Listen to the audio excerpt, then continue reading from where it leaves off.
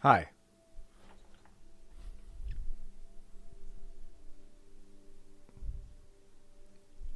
In a way, I am sad because of what just happened. I was streaming. Let me see if it's live. Oh, I'm live again. It feels so good to be back. Metal Ronin, hello, welcome. I feel so. It's like it's the grand irony of reality. Sometimes you're like, dude, yay, 100 people just arrived. What's up, homies? Let's fucking part. And I went to open my Twitch website to fix the settings, and the entire computer froze for like, I don't know, 14 seconds as my browser loaded. And when my stream lags for 5 or more seconds, it goes, cannot connect. Stream is having issues, shutting down stream. And I was like, no. Oh, I know Rob Noer. What's up, Conservative Carnage? I was one of those guys who was screaming, no!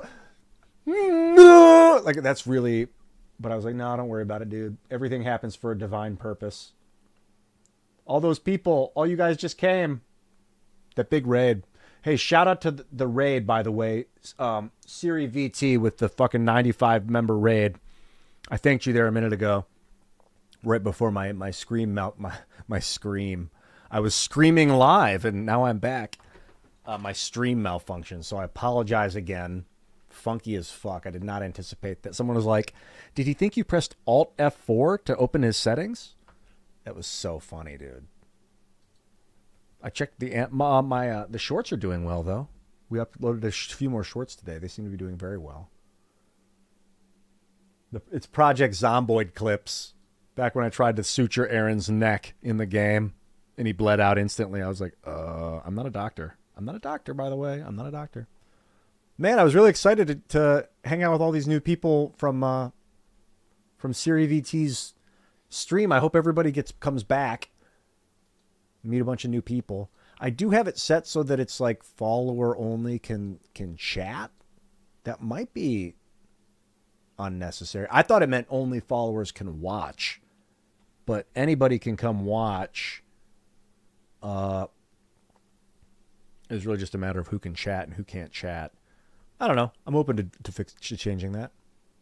Yeah, I'm actually setting up the gaming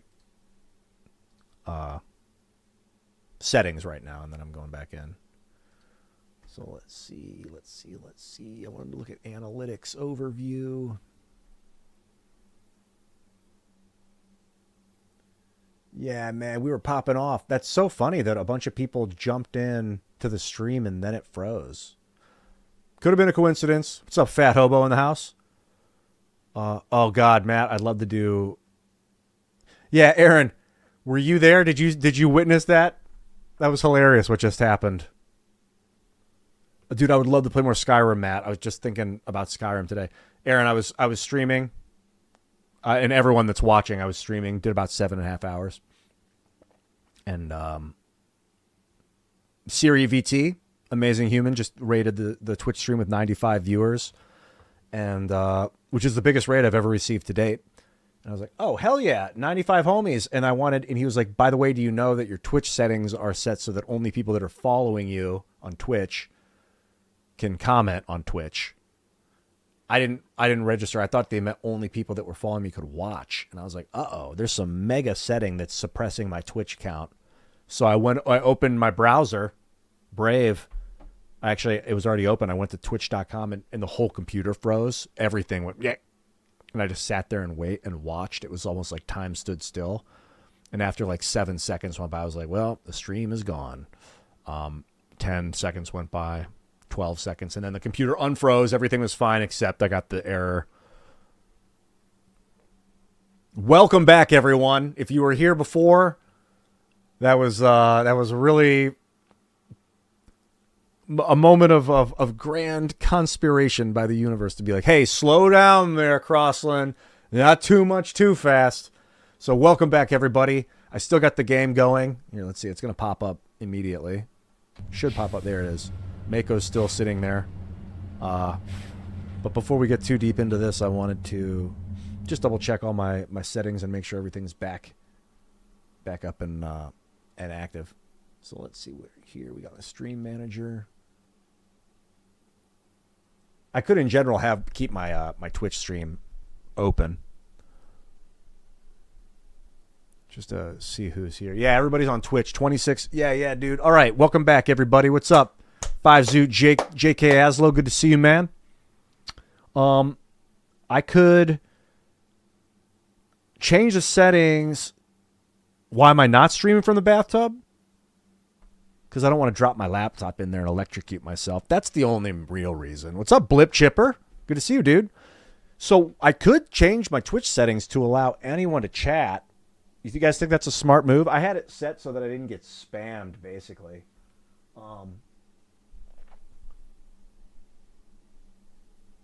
But I could switch that up because I would love random people, like people that aren't following necessarily, to be able to chat, you know, whatever.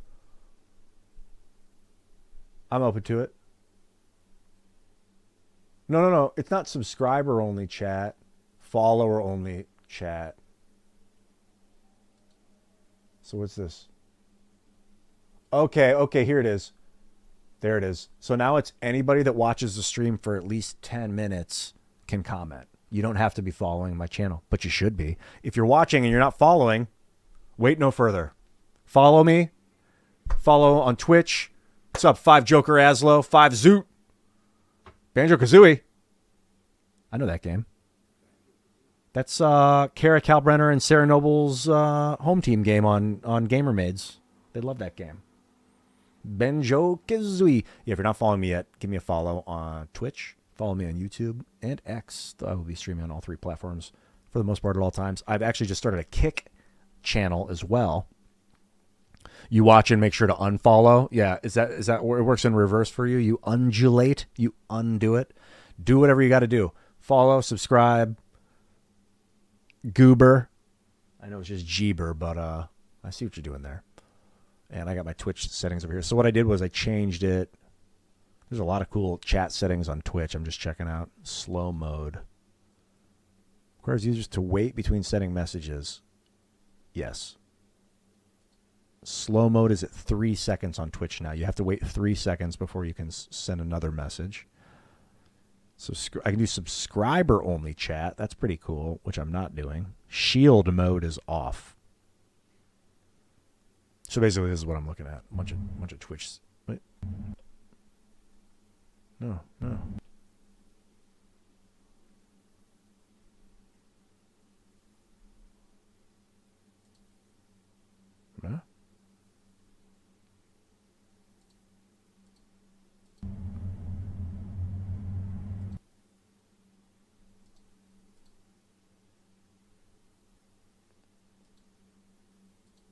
So I gotta fix these settings really quick. That's what I wanted to show. Here's the back end of my Twitch analytics. Cool data. So this is like what I would have if I had my Twitch channel open. Here it is. Here's your live viewer count. Because I had 100 people earlier today. Sub points, subscribers. Let's get a fucking chain of events going. Subscribe on Twitch. Let's get this hot action in the Twitch chat. And then all the cool settings in the Twitch chat. I like the way it looks, too. It's very colorful, Twitch.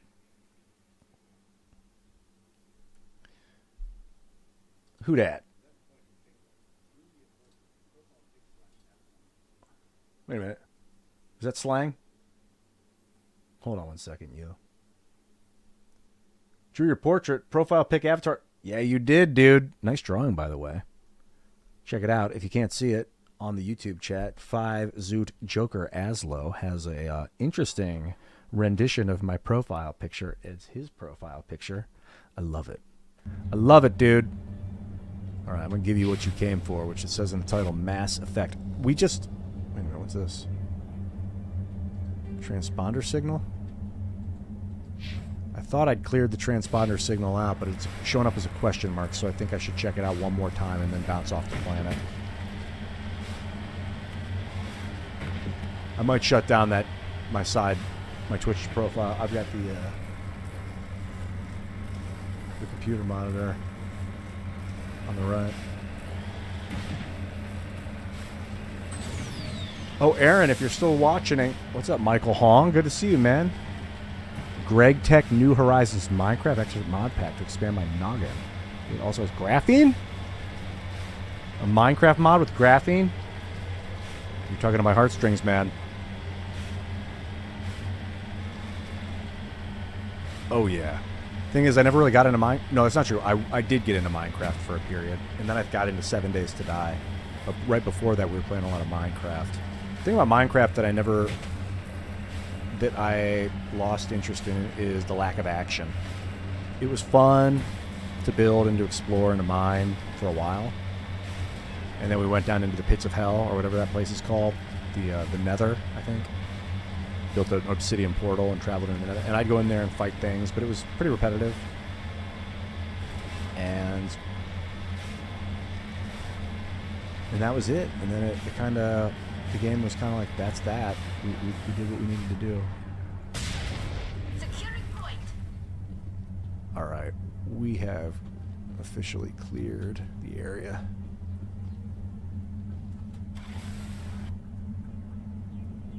Back to the Normandy. Back to the Normandy with ya. Silophene. They've invented silophene, which is like hexagonal based silicon. That's cool. Expert packs are making a different game. That's cool. I've got to wrap up the rest of these. Survey this planet. There's a few more things that I got to survey before I get out of here. I'm going to head back to the Citadel.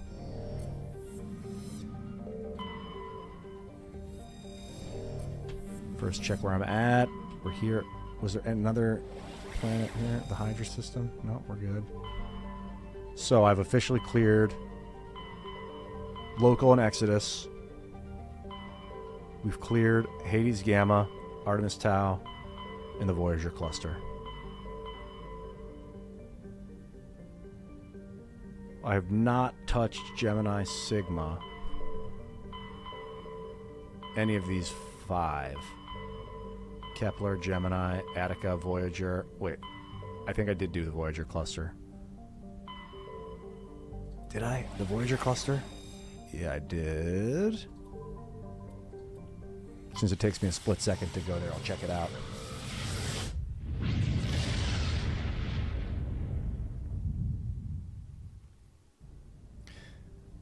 Oh yeah, I've been here.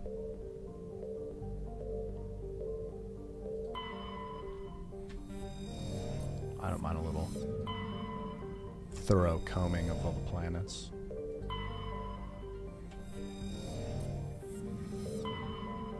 Yeah, we went there. Alright. So, other than Novira, we've got everything on this side of the map.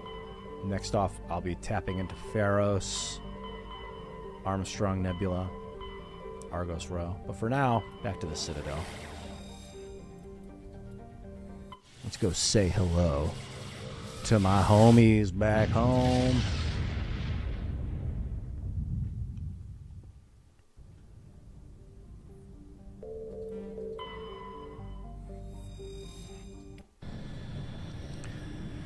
Citadel landing initiated.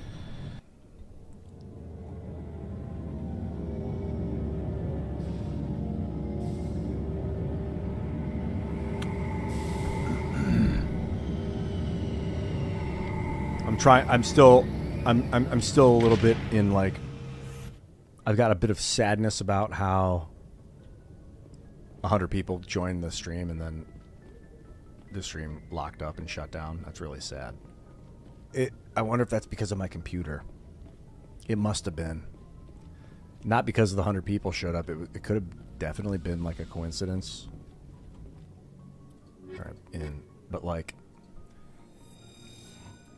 serious limitation of using a 5-year-old computer. Yeah, really. I was like, I actually sat down with one of my buddies who was helping me build a computer. Well, Aaron, who's editor at large here of the Crosslands, and his team.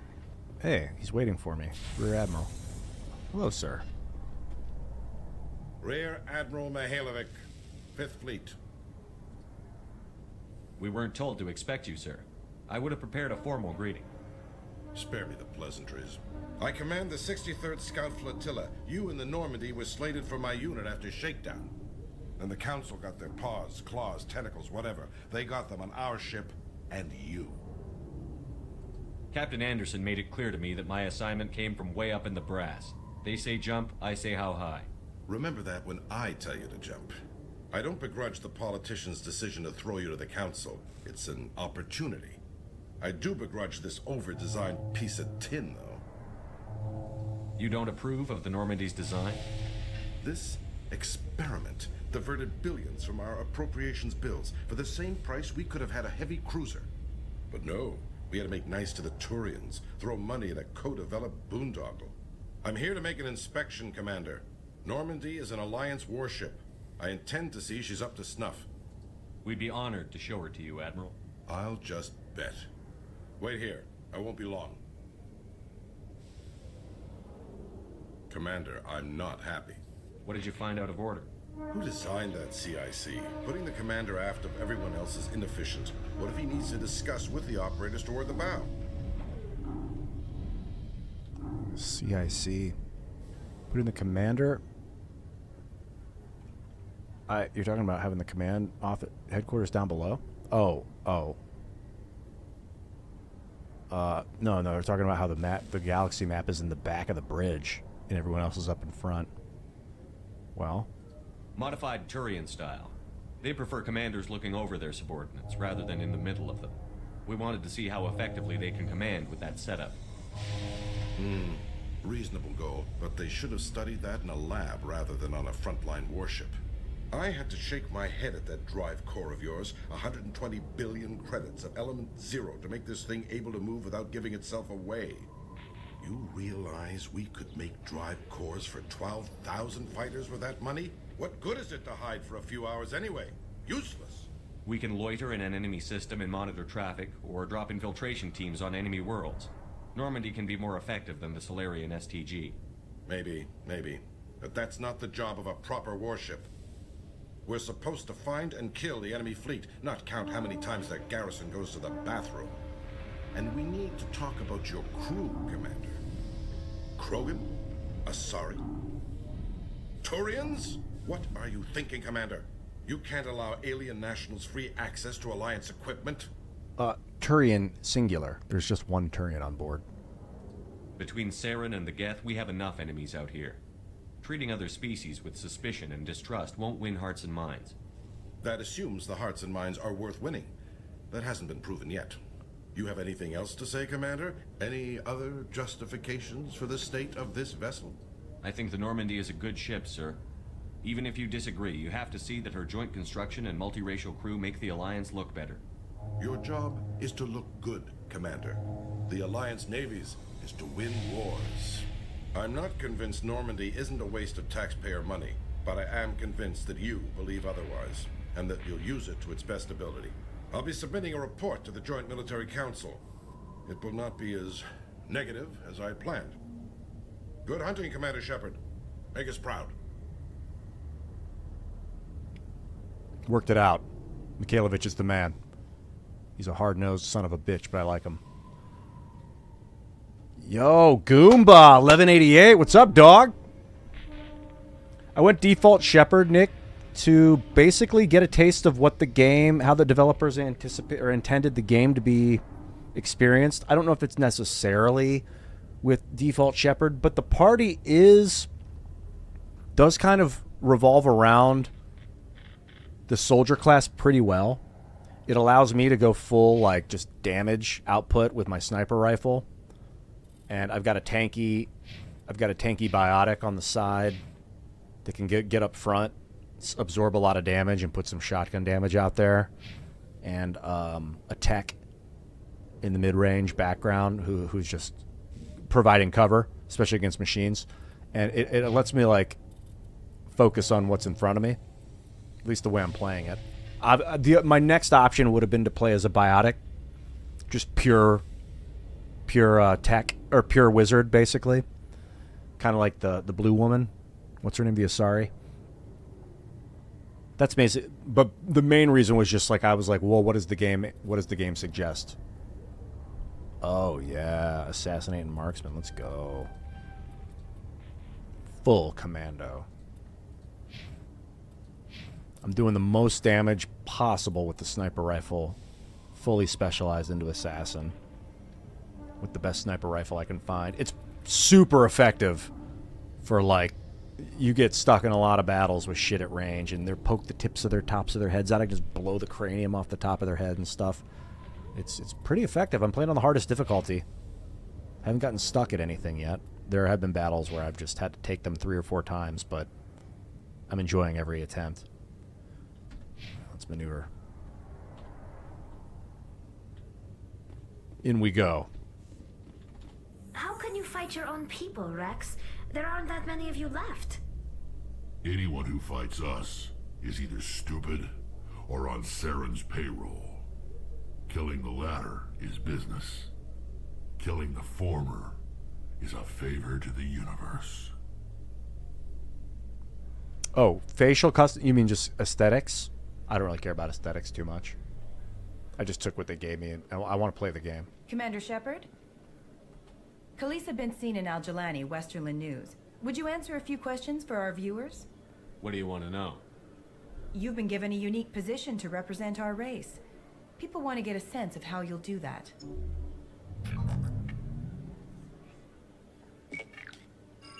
Humans have been trying to get the respect of the galactic community for 26 years. With that in mind, what are your feelings on being the first human Spectre? The Spectres represent the best of every species in the galaxy. To be asked to join them is an honor. Some have said your appointment is the Citadel throwing humans a bone. Have you encountered any situations where the Citadel asked you to place its needs before the needs of Earth? The Council is concerned with the needs of the whole galactic community. We're part of that community now. Our needs are on their agenda, but we're one of many. You really do believe that, don't you? You've been given command of an advanced human warship for your missions. Is there anything you'd like to say about it? Actually, the Normandy was co-developed by human and Turian engineers. Its design incorporates many innovations, all of which are classified, I'm afraid. So the Turians have knowledge of the Normandy that is being kept secret from the Alliance public? Do you think it was appropriate to hand Earth's most advanced warship over to the Citadel? I wasn't aware it had been handed over to anyone. I'm in command, and last I checked, I'm human. Same goes for my crew. Human, yes, but you do work for the Citadel now, Commander. One last question, Commander. Rumors back home say you're tracking a rogue Spectre named Saren. Do you have any comment on that? I'm afraid I can't comment on whatever my current assignment may or may not be. Don't worry, we'll find out. The eyes of Earth are on you. Don't let us down. Thank you for your time, Commander Shepard. It was my pleasure.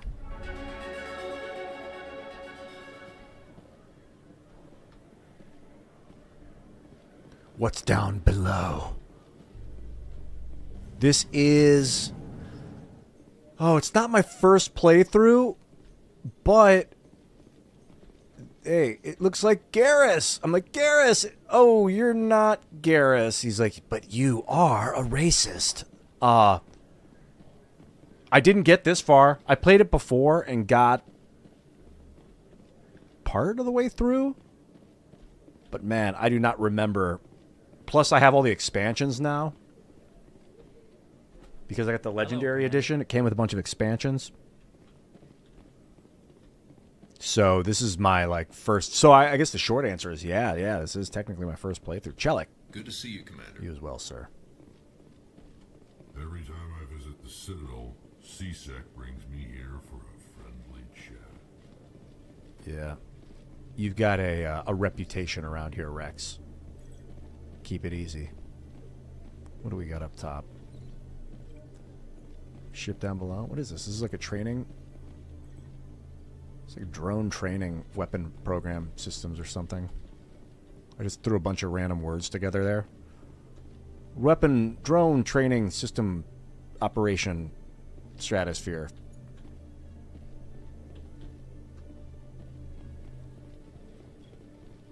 No, but I really meant what I said. No, I have not played Mass Effect 2 or 3. I intentionally held back I'm like, I always knew one day, I told myself one day I will play all 3 in a row and port my character over from 1 to 2 to 3. Same way with Dragon Age. I stopped myself after 2. I bought 3 with, I think, Origin Games. And played multiplayer with my friends. But I was like, I don't want to start a game of Dragon Age 3. I want to start with 1, beat it, import my guy into 2, beat it, and import him into 3. Hello, Commander. Hello, sir. I need supplies. Show me what you've got. I'll open the rare stocks for you, Commander. Enjoy. Yeah, man, this trilogy is super legit. All right, I'm rolling in dough. I'm not gonna burn it on one of these though. Although they are looking Master Spectre gear. Pfft. I get the best, arguably the best sniper rifle in the game. Wouldn't that be something?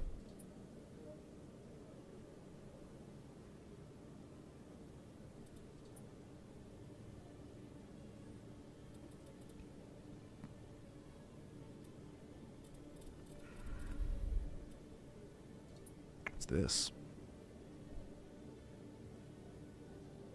Ariake tech license for the Normandy Quartermaster. Of course I'll take that. I'm gonna sell some stuff while I'm here.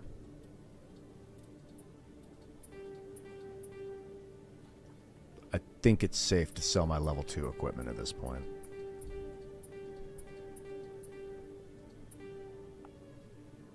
They barely sell. It bid $100, 100 credits. I've just got so much of it.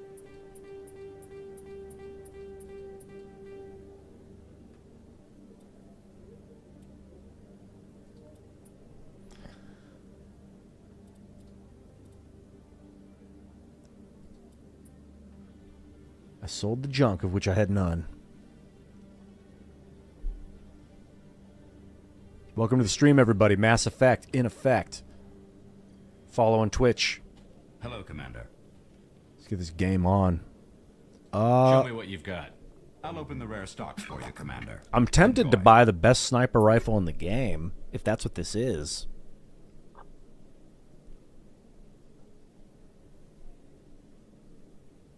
But the sniper rifle I've got is absolutely spectacular, so...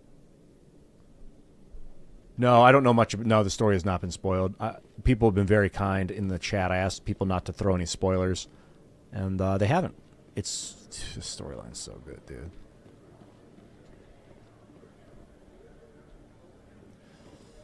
So, I guess I could head up to the Presidium and do a walk around. Alliance officials have raided a Yeah, it's nice to come back. by a former Alliance officer, Major Kyle. Major Kyle surrendered and is now being treated for severe post-traumatic stress disorder. Kyle and I are old friends.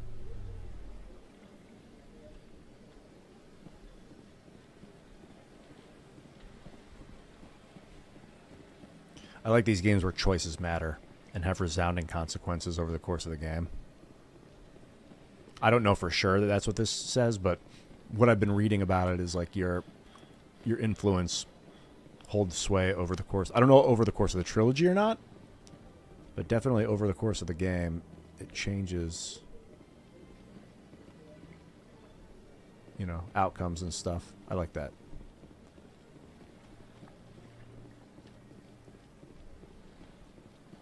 I'm on me. my way.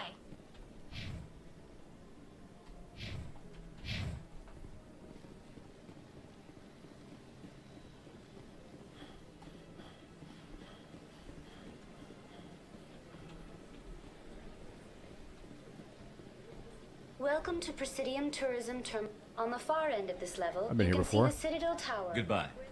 Goodbye. Goodbye. And thank you for using Udina. Please enjoy your visit to the Citadel. Is there something else I can help you with, Negative. Commander? I should be going now. Have a Check in pleasant with day. all the ambassadors, see if anything interesting is up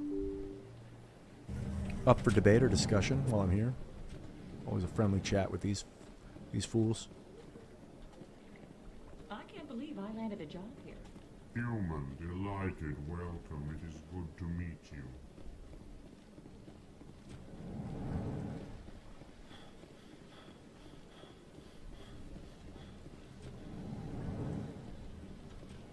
Talon. Shepard, what can I do for you now? We're clear. I'll be going now. Goodbye, Commander. I don't know if I need to investigate to uncover some new data or not, but nothing pops up. I'm just going to move on. This place seems strange. I wish there were more humans around. They seem... Hello, Commander. Can I get you something? Goodbye. So long, he Commander. didn't even answer his Have a question. pleasant He's day. just like... At least he said Commander, goodbye. You here for some information?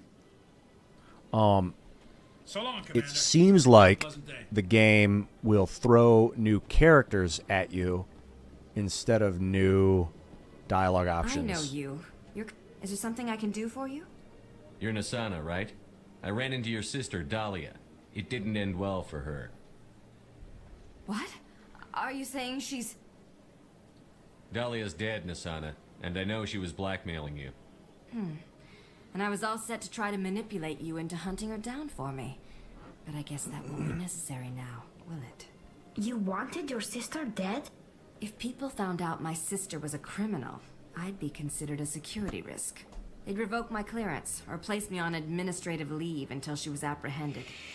I shall transfer a little something into your account as a token of my appreciation.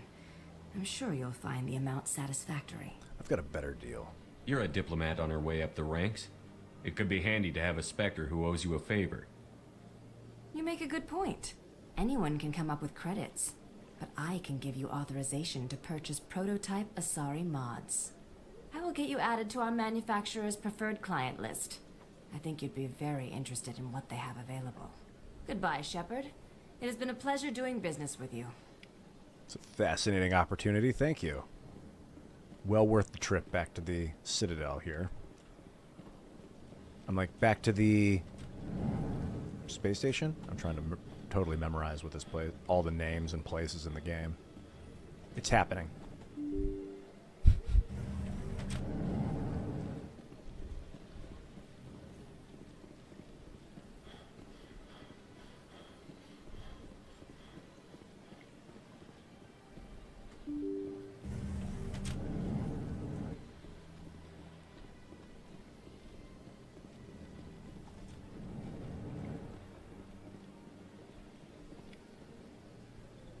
Udina. It's been a while. Anderson. Report. What? No. Forma! Oh. I heard what happened under the Artemis Tau cluster. The Council wasn't too happy about the destruction of those Prothean ruins. Yeah, neither was I. This isn't a game, Ambassador. Shepard's out there trying to stop Saren from destroying the galaxy. I know. Just try to be a little more careful. The Council's watching you. And we all get judged on how you behave.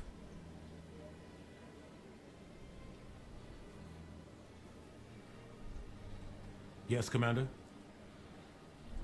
How are you holding up? Honestly, this isn't how I pictured my career coming to an end. Pushing papers really isn't my thing, but you're the one who can stop Saren. I believe in you, Shepard. If that means It's exactly what's happening, Nicholas. You've read my future in the cards. I've had this conversation with you, dog. What? What can you tell me about Novaria's trouble. Always has been. Oh, I've talked to you your about back, this. Shepard.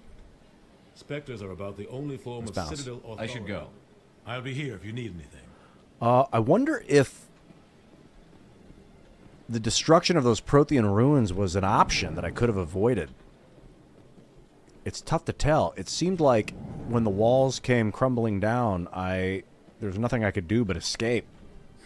The Earthclad. Oh, maybe it's because I used the drill to drill down to get her out. Maybe I disrupted the system. It always happens. You don't need to tell me. But thanks. Okay. Put my soul at ease. There's no way not to destroy the Prothean ruins. You seem to have a bit of a chip on you. You humans are new to the Citadel. We've had this conversation in the past. Goodbye, Ambassador. How about you, dude? Yes, good day, Earth. This guy's nothing but good vibes. Surprised welcome. You have returned, human. Genuine inquiry. What may I do for you this day? Goodbye, Ambassador. Sincere farewell. Love that dude. I'd love to have one of those guys on board the ship. Enjoy your time. feel like he could do our services, do a world of good in improving human-alien relations.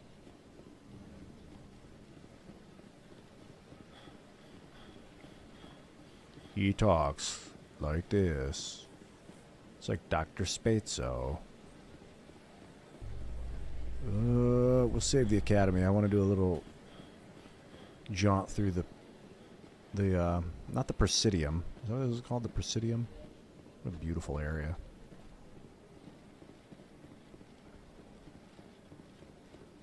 The air is clean. The sky is blue. Is that actual atmosphere above us? They're producing clouds in a blue sky? That's super cool. It looks like a Vegas casino. Dude, if this game was popular enough... What is this place called? The, not the Presidium, the, I want a name of it. Ah, fuck it. I'll find out. Huh.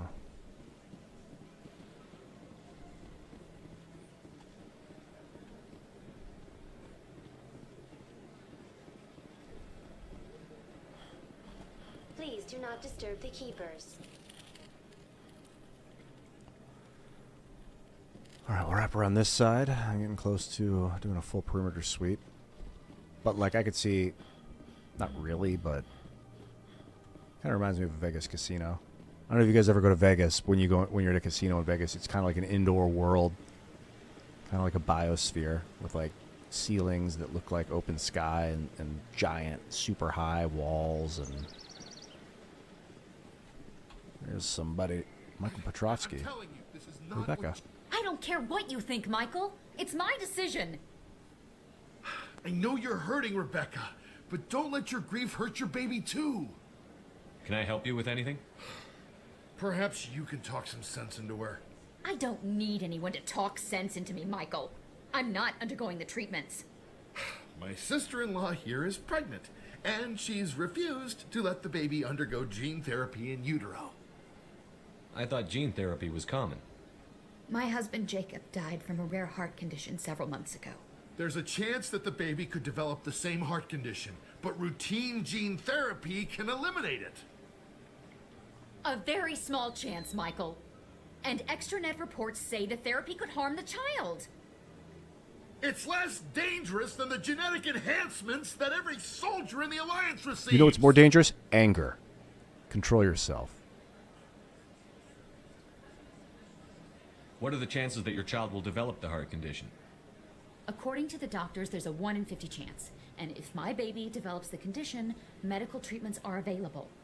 Which are nowhere near as effective as simply getting the gene therapy. What are the chances that gene therapy could hurt the baby?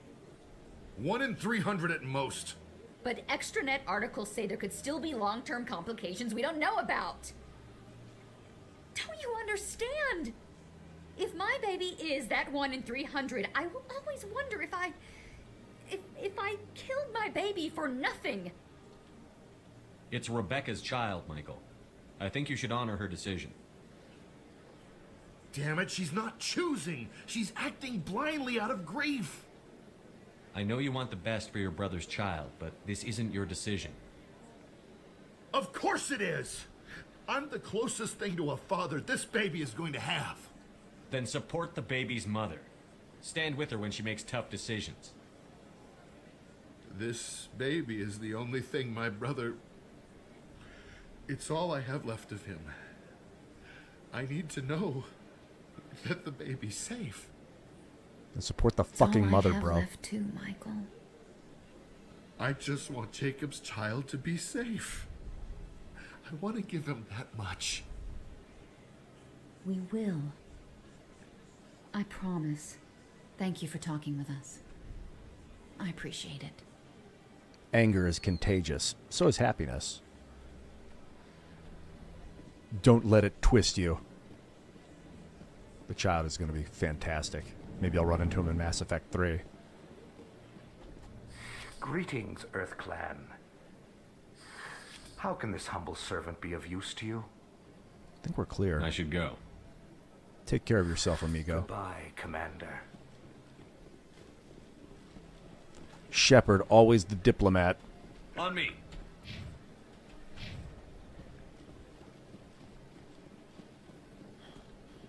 Ah, the shopkeeper.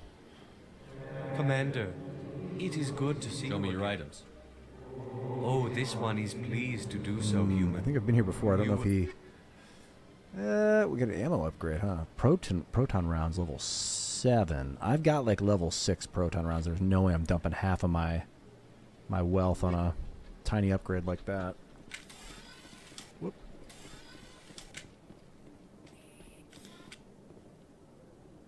Blue 1 or horse leg 1? I don't know the reference.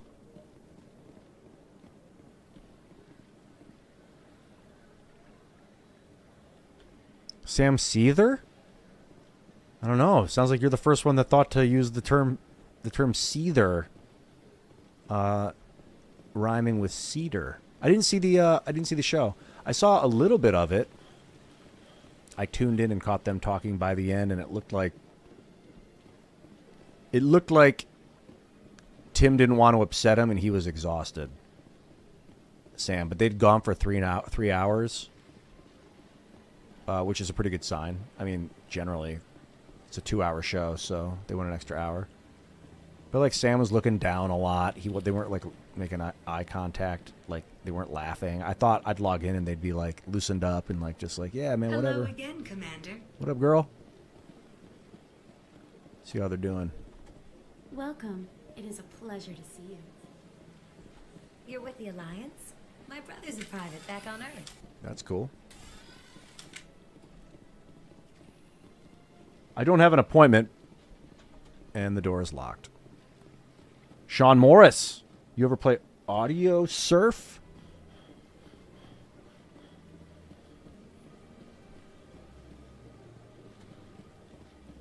You got it, homie. I'd love bring the sanity, rep sanity for life. No, Audio Surf. Actually, yeah, I think I have. I didn't know. I seem to remember it being like a program. I didn't consider myself playing it. Like, it wasn't like a game. It was like a music-making program. Audio Surf. But that was a long time ago. It might have been a different name. Like, I'm thinking of something... A garage band clone hero setup.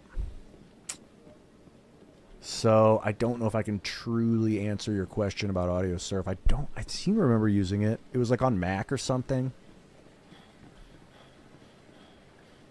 Use songs to generate levels? No, dude, that sounds awesome. Use songs to generate levels. Is it like an artificial intelligence that like does procedurally generated worlds or something? It's on Steam? Let me check it out. Hopefully this doesn't crash my stream, LOL, but I'm checking it out. No, if it's a Steam game, I've definitely not played Audio Surf yet.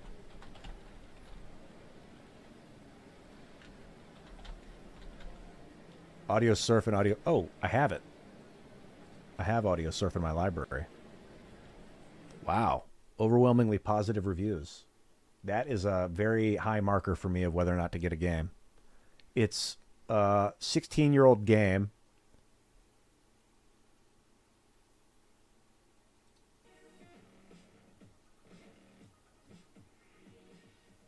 Okay, so you're playing music and you got to do... This is not my kind of game, though.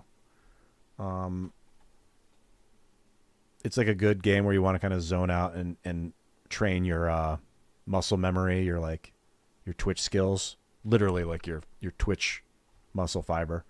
But there's a sequel I saw. Audio Surf 2. I don't have. Wait, Audio Surf 2. You play the sequel? Yeah, it looks twitchy as fuck. It's funny that they called the service Twitch, and it was like built for twitchy games like this.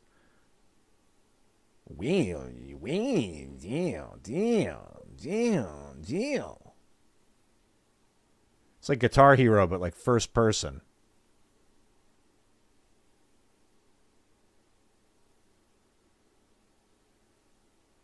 Interesting. This one's only got an 82%. Oh, there's other levels too? That's kind of cool.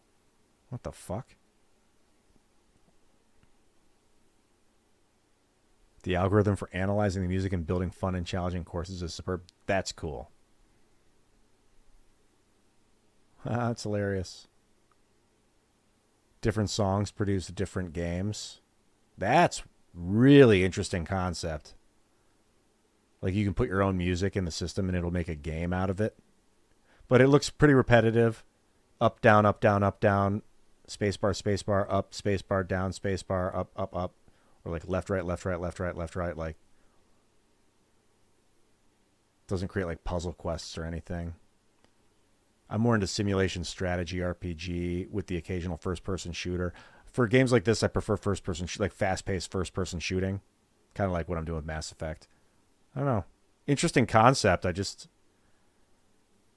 I'm not super turned on by the games that it's creating. Audio Surf 1 mono mode. Well, I got it. I own it. I think I must have got it in a Humble Bundle. Ride Your Music. Audio Surf is a music adapting puzzle racer. Oh, it's a racing game. Okay, it's a puzzle racer where you use your own music to create your own experience.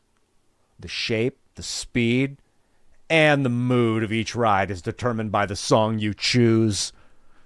That's badass. What's up, Dr. Jones? Dr. Jones. I was doing Short Round's voice. Indy! Is that you name yourself after Indiana? The Great Doctor? I think that the Presidium, which I know it's not called the Presidium, but I believe the P word has been combed. I'm going to check out the towers. Oh, I'm going to hit the bathroom again, too. I've been drinking a lot of water. Got music in the chat. Speaking of music. What's up, everybody in the chat? Good to see you all.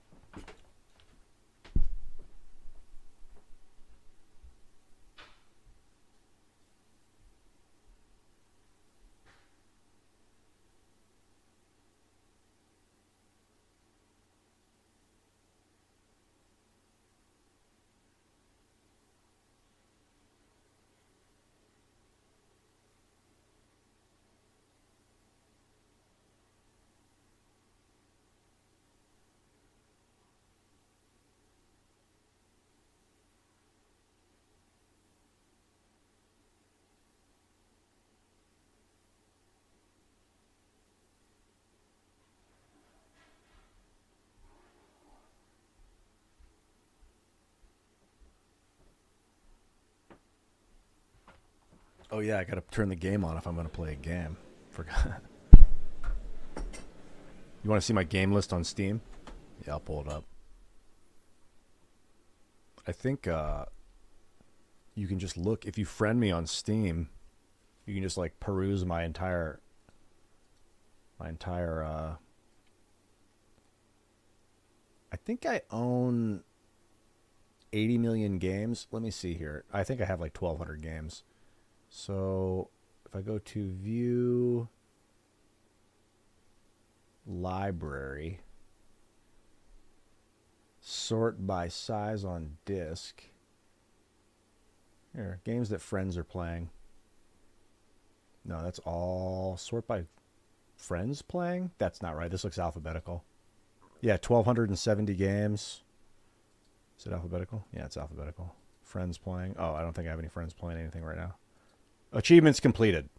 Percentage of achievements completed. So if you really want to look at my games from games that I've completed the most achievements in, which is a good benchmark for seeing how much I've enjoyed the games that I own. Some games just don't have a lot of achievements. So I could actually sort by hours played. Yeah, dude. This one takes the cake. Crusader Kings 2. Probably the best grand strategy, in my opinion, the best grand strategy game of all time. Followed by Civ 5. Maybe Civ 5 was rocking. Civ 4 I put a lot of hours into, but here's Civ 6. I guess I put 280 hours into Civ 6. I put a lot of time into Civ 4, but I think that time was not on Steam for some reason. It didn't register on Steam, maybe. These are my top games. If you're like, it's like if I really want to get married, I want to look at her Steam library and be like, how do you work on the inside? What are your true passions in life? Are they Crusader Kings 2? Are they RimWorld? Because maybe we can have a conversation. Yeah, this is like a big part of my life, man. A big part of my life. I don't know why. I like gaming. I like analyzing and calculating and not mindless adventure. I don't really like mindless games at all. I like games where you have to think and make calculated decisions. It's probably like I always loved math until it got to the point where I was like, why am I doing this with math? I was like, what is the purpose of calculus anyway? No one would ever tell me. Then I got into physics and I was like, oh, this is the purpose of calculus. Measuring like spatial awareness. I get it. But then at that point I'd become an actor and kind of moved on to my secondary focus in life, which was acting. My primary focus in the early days was math and physics. And then by the time I was like 17, I got into acting pretty heavy. So from the top, I mean, not much holds a candle to Crusader Kings and RimWorld. Some of these games I left on overnight on accident a few times. Like, I probably left Crusader Kings on in the background 7 or 8 times. So there's probably just minus 100 hours. Save, minus about 1,300 hours. No, I don't have Hogwarts Legacy. Crusade, what? Civ 6? Yeah, Civ 6. Which is better, 5 or 6? Man, I haven't played 5 in so long. I think 4 is the best one, to be honest. But the problem with 4 was that you can't... I think you... Can you stack items in 4? I think you could still stack military units in 4. And then 5 was the first one where you could no longer stack units. And they had to flank each other, which was a really groundbreaking change in the Civilization series. It made like choke points way more valuable. Like if you had 2 mountains on either side and you had just 1 hex between the mountains, like in Civ 5, all of a sudden you could build like a military fortress in the choke point. And if you were flanked on mountains, there was like you were indestructible until they developed like bombers and shit, nuclear ballistics and crap like that. Or artillery. I mean, artillery can take out almost any hard target. Artillery is a huge advancement in the Civilization series, especially in 5 and 6. Better 5 or 6? Put me on the spot.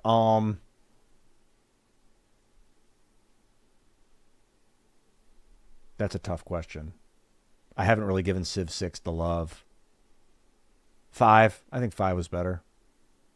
I don't know. They need to make it where you can go up and down. Civ 7's got to... I don't know if they're doing it, but they really, really should integrate up and down. It should be a 3-dimensional helix of hexagonal activity.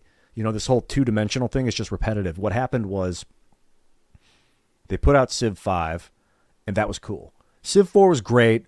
Civ 1 I played the shit out of in the early 90s and in the early 2000s. I played it when I was working at Ground Zero. I played Civ like at night after night after night because I had a computer but no internet. I think I had internet access. Like it was like dial-up or something. It wasn't very fast. So I got Civ. It really like small programs that I could just run on the desktop. Civ. I got a Sega Genesis emulator and like would play some Sega games. King's Bounty. Played that a lot. The original on the Sega Genesis from like the early 90s. But I played the shit out of Civ 1. Civ 2 I played, but I played a lot of 3. I didn't play much of Civ 2 or the one between 2 and 3 that was like, it's like Civilization Beyond. Do you remember what that one was called? Civ, I don't know, but they had flying units. It was like the first one where they had flying units. Yeah, Adam Kawasaki, math is underrated. It's my religion. If I have a religion, it's going to be base 10 mathematics right now. I'm open to seeing things from a different perspective. Like, I know there's binary stuff and all that too. But base 10's pretty legit. It's not the only way it has to be. You could do a base 11 math and create a 10th number if you really wanted to, a 10th numeral. Just going to have to define it. And I don't want it to be an A. I'd rather it was like a new squiggle. And we'll call it G. And that'll be like 0, 1, 2, 3, 4, 5, 6, 7, 8, 9, G. I don't know. So my point that I was getting into is that Civ 5 came out. So Civ 3 was cool. Civ 4, they were all kind of the same, just improving. Civ 4 had a lot of expansions. They had religion, which was a big deal. Civ 4 was just huge, hugely groundbreaking. Leonard Nimoy did the voice. What's up, Chaos Cosplay? Hello to you, dude. We're analyzing the civilizations right now, and the games, civilization games. These are my Steam games that I play in order of hours put in. Wow, this one, wouldn't have expected this to be in my top 5. Elder Scrolls Online. Wow, I played this game in a fucking stoned haze for like hundreds of hours. And I've also played this over like the last 12 years or whatever since I've had it. Civ 4 with all the expansions was truly a groundbreaking experience. It was like the best by far civilization experience ever. Best turn-based strategy game up to that point maybe of all time. Civ 4. The music, Baba Yetu, the intro song to it. Do you know it? I'll play it. I'm going to play it. It'll get this stream copyrighted, but it's so good. I want to play it in the background while I'm talking about Civ. And I think I can go in later on the stream and cut this part of the stream out, so it's not that big of a deal. I just want to pull it up in here. Well, this is Baba Yetu. This is the theme song to Civilization. I just want to make sure that it's playing.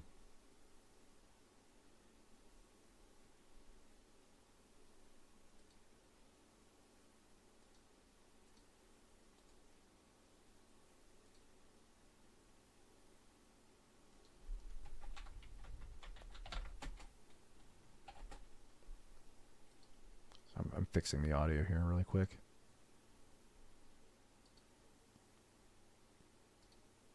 All right, you're going to be able to hear it. This song, I used to sing it for my girlfriend.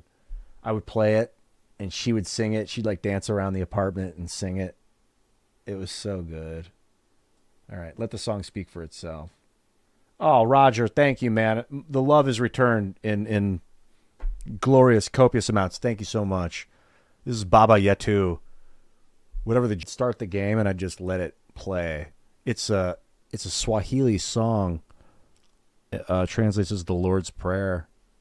Baba Yetu Yetu Ulie is our Father Jesus who art in heaven.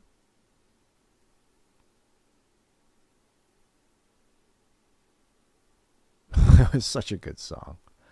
What a choice. And then they had Leonard Nimoy do the voice, the narration on the song. Yeah, this is live, Paladin. What's up, man? Welcome to the show, bro. Yeah, we're just talking about Civilization 4.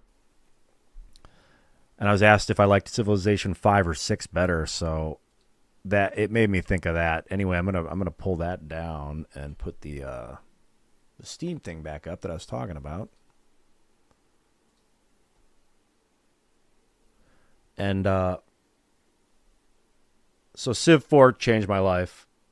When it comes to strategy games, I thought it was the best ever. Yeah, go Jesus, dude. Christopher Tin would agree with you.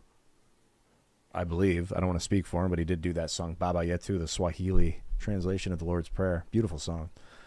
Civ 5 came out. I was like, whoa, these are new mechanics. Civ did something different. That was what made Civ 5 so great, was it was mechanically different. You couldn't stack units anymore. And it made choke points very unique. It made like the map more important. Like mountains and stuff became very, very important when it came to defending and attacking, and like then Civ 6 just kind of copied it. That was the thing about Civ 6 I didn't really care for. It was basically a Civ 5 mod. When Civ 6 came out, the whole community was like, what the fuck is this garbage? Just why you had Civ 5, all these people put $120 into the game. They bought the base game for $50 or $60. They bought the expansions for $19.99 when they came out. You had cool I don't even know what the expansions are for the game, but like,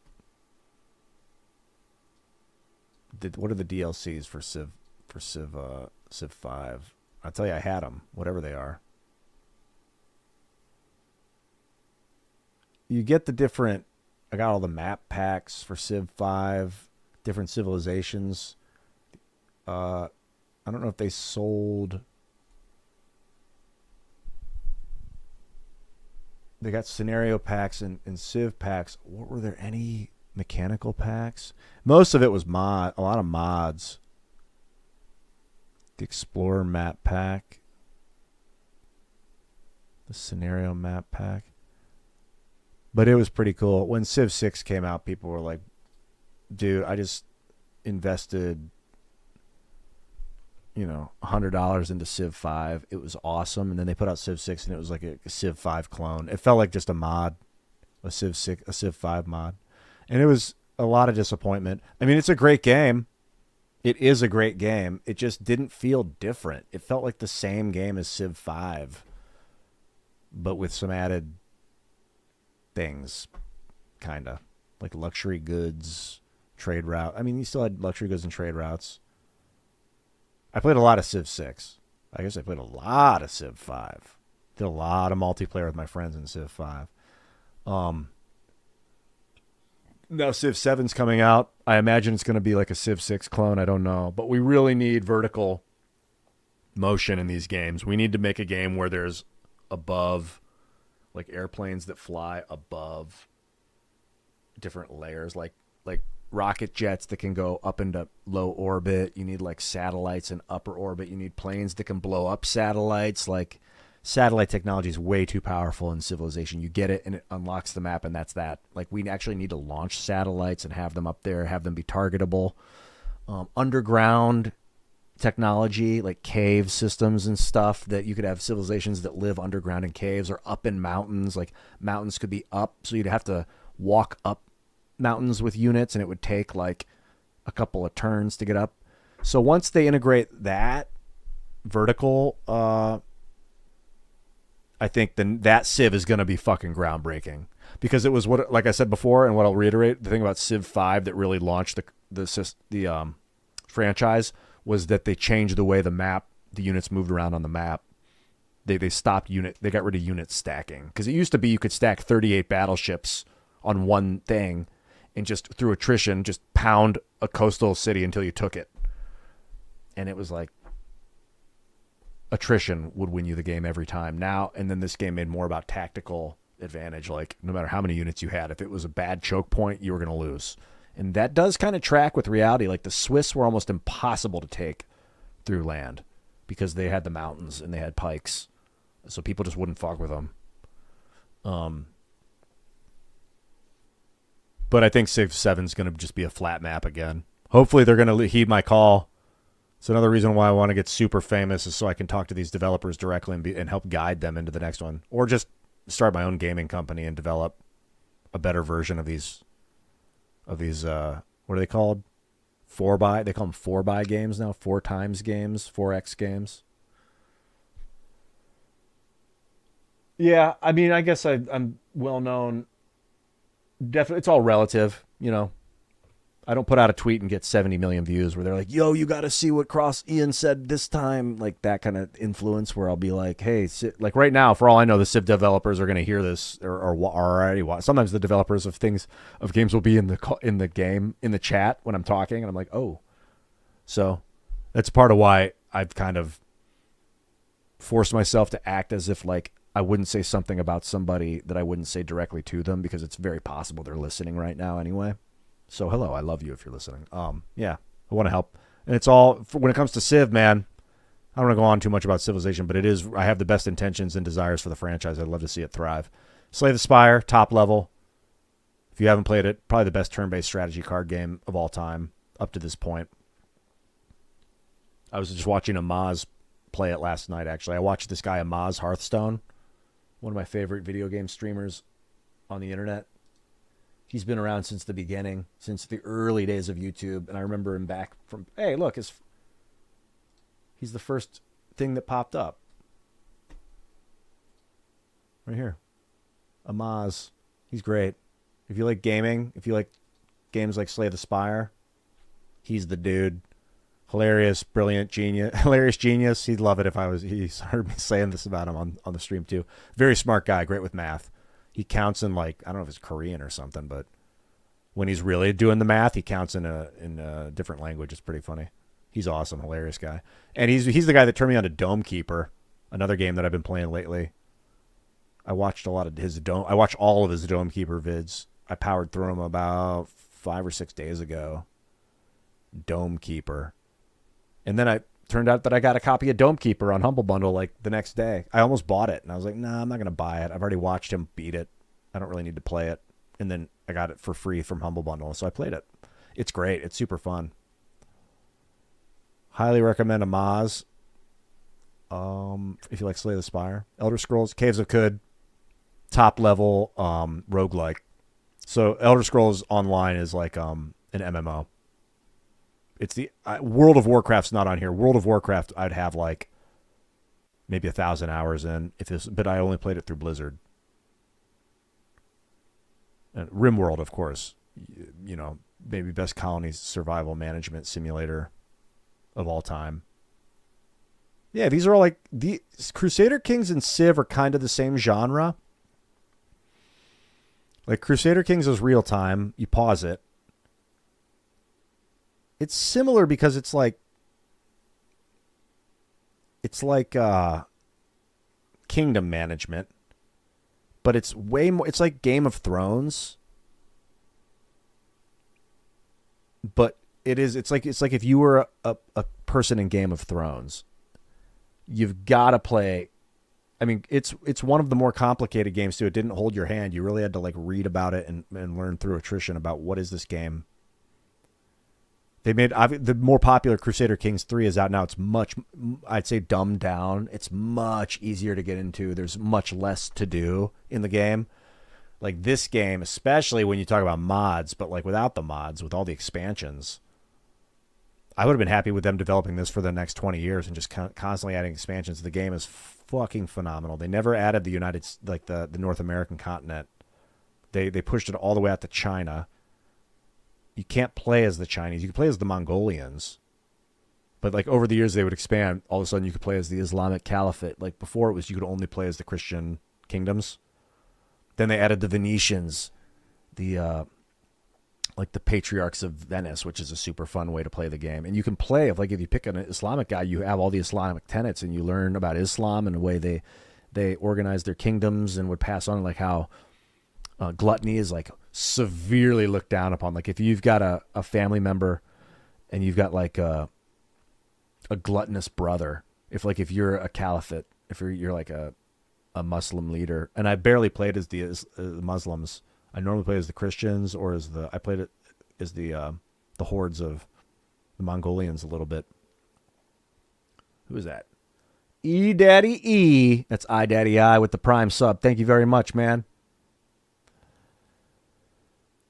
The Venetian, learning about the Venetian patriarchs was fascinating. The way that they move their kingdoms around, and like it's basically you pay to control the city of Venice. A bunch of families are like running Venice together, and they're kind of at each other's throats, but they're also working together to make Venice great. But it's basically like which one, when you die as a Venetian patriarch, like the city doesn't just go to your son. The city goes to the next most wealthiest family. And so you'll constantly be putting money into your campaign as you throughout the course of your life to ensure that your family will hold on to the city when you die. Otherwise, you just become relegated to another family in the city.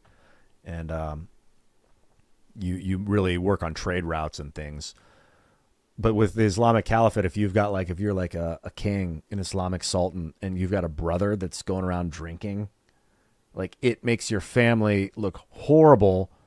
And like to the point where people will lose favor on your family, and you've got to like go deal with that motherfucker. You cannot let him be debaucherous. I think the word is there's a word for it in Islam that they would, or in that they would like a word that they would use that's like not gluttony. There's a word for like he drinks and parties too much. Do you know what the word? You guys might know the word. Yeah, North Park. I watched him beat the hell out of his dome over and over again. No, it wasn't pig. It was like it's a word like gluttony that's looked down upon in Islam.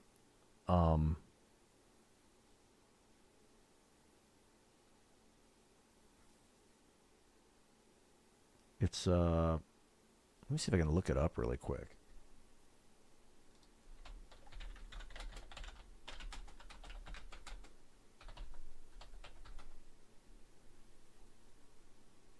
You've got to constantly watch out for it, and like your family is kind of represents you. So if your family does it, oh, here we go. This is cool. Decadence. That's the word. Here we go. Actually pulls it up as soon as I searched for it. Decadence. Decadence is looked down upon heavily in Islam, according to the game. You could be Sunni or Shia. The decadence system measures a dynasty's tendency towards luxurious self-indulgence, and that's your entire dynasty. So, like, if you've got a decadent cousin, that dude's a big problem for your rule of law in your nation, and you've got to go deal with the decadent one. Be like, yo, bro, don't flaunt your wealth, man. Pretty cool. That doesn't exist in the Christian systems. The Christians are more dedicated to the Pope in the early game, or in the game itself. Most of the main religion is Catholicism, but you can create. There's also the iconoclasts, like the Byzantines, which are Orthodox. They don't follow the Pope. They have their own religious head. He's not really revered. I mean, he's respected. He's got a role, but the Pope in you can't play as the Pope in the game, but Rome, he's based in Rome, and if you go against the Pope, you can get excommunicated, and then other Christian rulers can declare war on you. They have and depose you and stuff. It's really, you don't want to get on the Pope's bad side. But the problem is you'll be sending the Pope gifts and like working with the Pope, and then all of a sudden the Pope will die, and there'll be a new Pope that hates you, and you're like, what the fuck? All of a sudden, and then if you don't deal with it immediately, excommunication, and you're like on the bad side of history all of a sudden. So, or you can just create a heresy. There's other Christian heresies in the game. This is like the Christian way of, a lot of the Christian way of playing is you've got to constantly fucking bow down to the Pope and be like, yes, okay. And then he calls a crusade and you're like, oh my God, I didn't sign up for this. Then the Khans in the East, they're tribal. They don't really settle down. Oh, you can also play as like pagans, which is really fun. Like, they worship like pagan gods, and they're very warlike. They use prestige. They use prestige to like rally troops. They don't pay them. Like in the Christian realm, you use money to pay troops, but the pagans will use their own prestige, and people will follow them. Anyway, I'll go through the other top games, and then I'm going to get back to Mass Effect. 7 Days to Die. Talk a lot about it. Excellent crafting survival strategy game, crafting game. Tales of Magi, also similar to Caves of Khud. It's a roguelike, but this is like straight up RPG style. Maybe the best roguelike. Caves of Khud is probably the best. If I had to say of the two of them, they're kind of similar. Probably Caves is better. Roguelike RPGs. Caves is probably better. Tales of Magi is up there. Like, this is like 97%, 95%. So they're both like, get them immediately and play the shit out of them. Oh my God, they are so good. Both these games are like, if you like RPGs, like role-playing games where you're playing as a guy, you can play as all sorts of classes. Wizard, tech, bionic, psionic, marauder, swordsman, daggers, axes, bow staffs, a dude that grows wings. I'm talking about Caves of Khud. You can play as a mutant. There's mutants, or you can play as true kin, which are like kind of like human offspring. It takes place in like a future on some foreign planet where like there's a cataclysm. They have this needle that the spire that rises to the sky. Like, it's an ancient spacefaring civilization that has come rusted to a halt. Like, and no one knows why. And you're kind of learning throughout the game of what the fuck happened in the past. These ancient creatures called the Eaters that ate themselves into extinction. No one really knows what happened to the Eaters, but I think it's a commentary on the morbidly obese, like the humans that refuse to stop consuming, and what they created and what happened to the species after that. Fuck yes, Caves of Khud. Hilarious. It's got these graphics where they're like ASCII code graphics.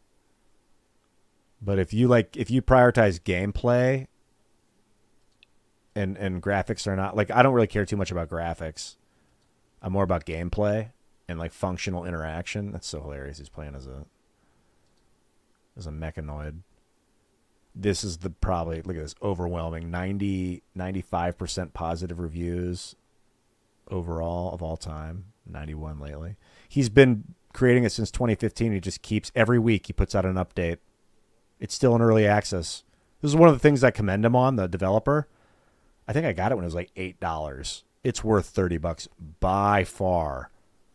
100% worth $30. It's probably worth $60. This game is top fucking. I put so many hundreds of hours into this, but he, rather than pull it out of early access and be like, here it is, he just keeps improving it every week and tweaking it and like making it better every week. Literally every Friday he puts out I think literally every Friday is an update. A science fantasy roguelike epic. It is truly that. And then your guy runs into a fungal forest and gets fungal spores all over him, and then he grows like some weird fungus out of his head, and all of a sudden he's got a mushroom growing out of his head. And you're like, what the fuck is going on? Or his arm will turn into a giant mushroom, or he'll lose an arm or something crazy. I like to play as this mutant.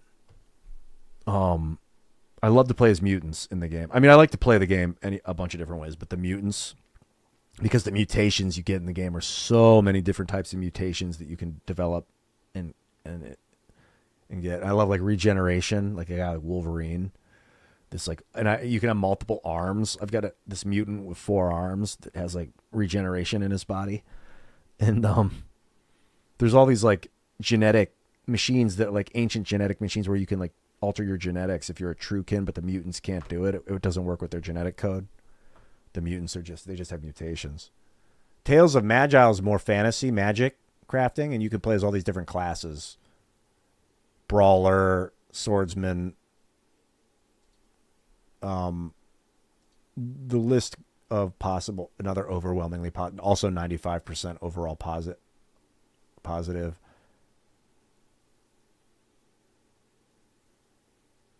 It's so good.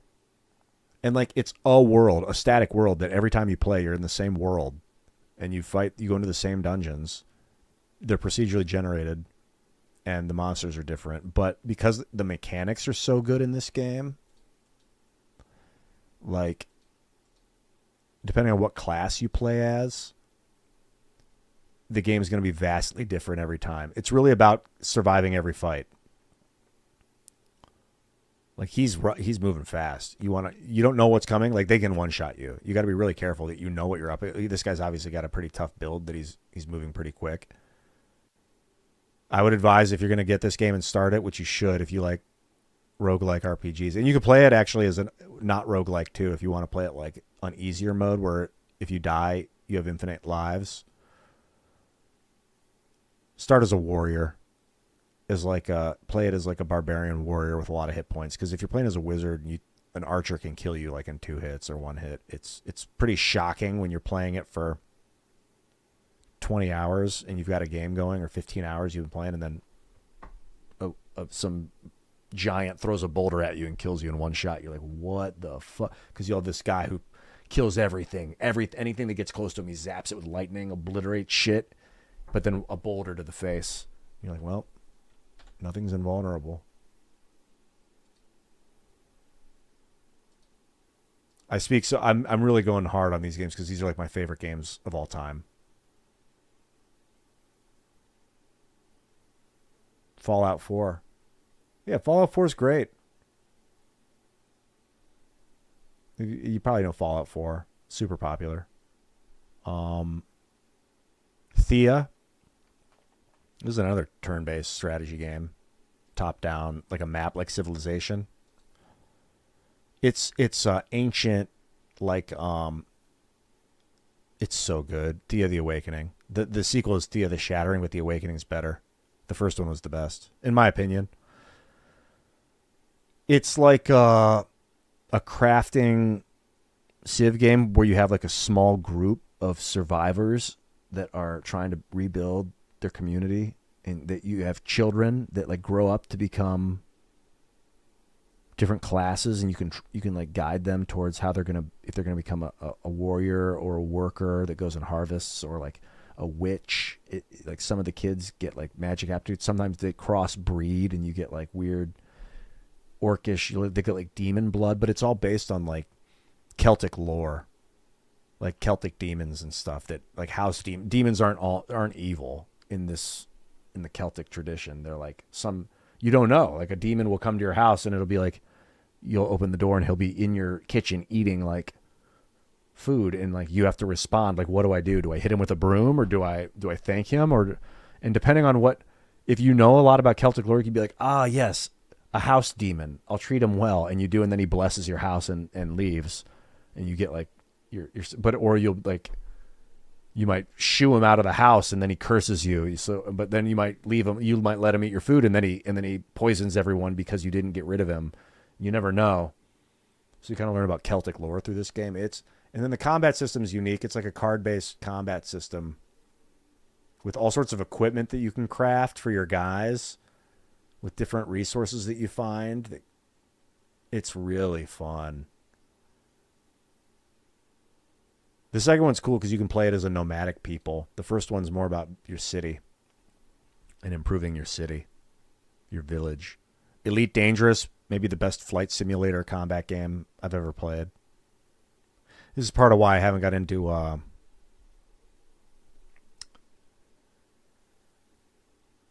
have thought about City Skylines too, actually. I love City Skylines.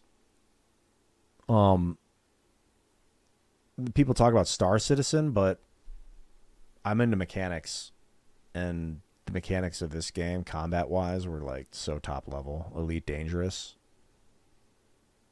It's hard to top Elite Dangerous. XCOM since the beginning. Skyrim, Neo Scavenger. All right. Anyway, here's Thea 2. I put a couple 100 hours into Thea 2. Neo Scavenger's a wild roguelike,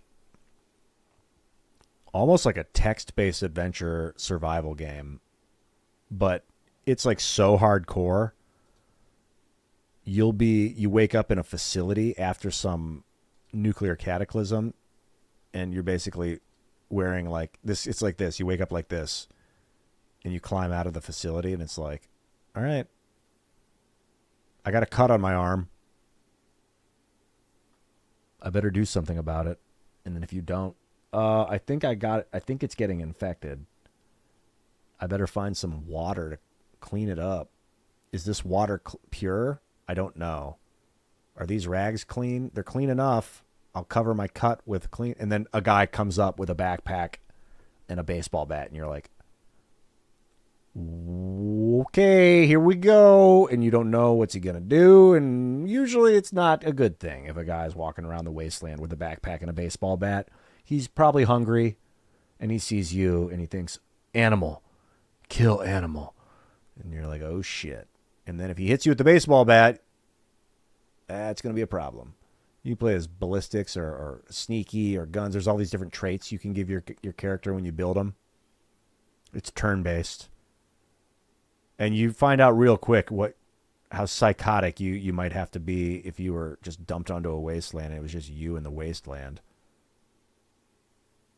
Even if you're like totally decked out with body armor and like a really nice shotgun, and like you go to sleep in the wrong place, you're dead. You die. Someone will kill you in your sleep. Like it is so crazy how vulnerable you are in this game. It's super fun. It's got 89%, 90% positive reviews. It's fun, and it's, $15. I put a lot of hours into this game, and the mods are pretty good. The mods make the game more complex, like more crafting. Crafting's a big part of the game. You find like a backpack, it's like life-changing. You walk around with like plastic trash bags. In the beginning, you find like a plastic trash bag, and it's everything. You can carry plastic water bottles in it, and you're like, oh my God, I'm going to survive for another couple days. I'll go and you find a lake, and it's like, holy shit, I can rinse myself off. I can boil this water if I have some way to create a fire. And like, you can make a woodsman if you want, but then he's missing out on like the other abilities that are like, I like to make a super strong guy. At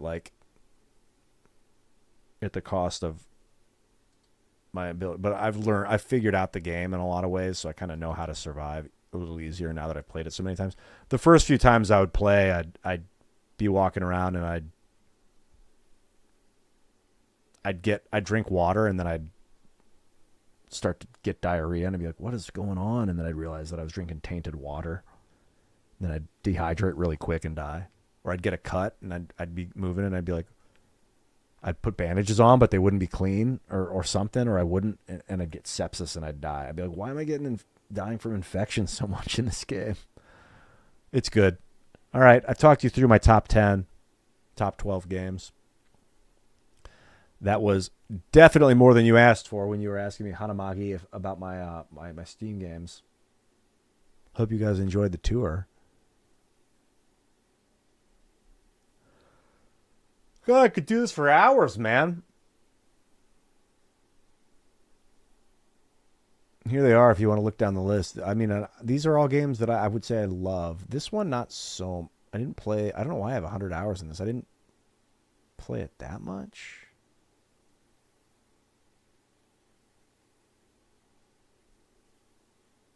I guess I did. I might have left it on overnight, but...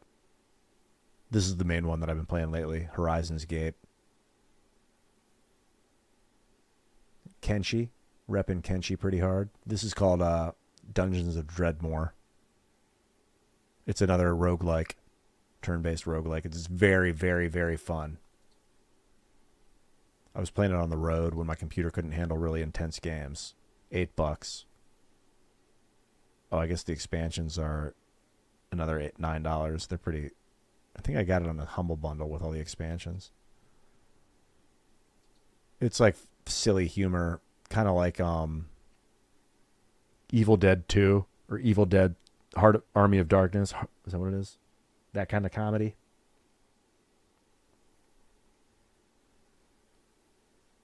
Morph Trust, talking about Ron Paul.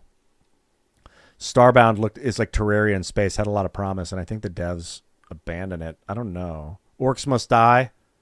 That's a good tower defense game.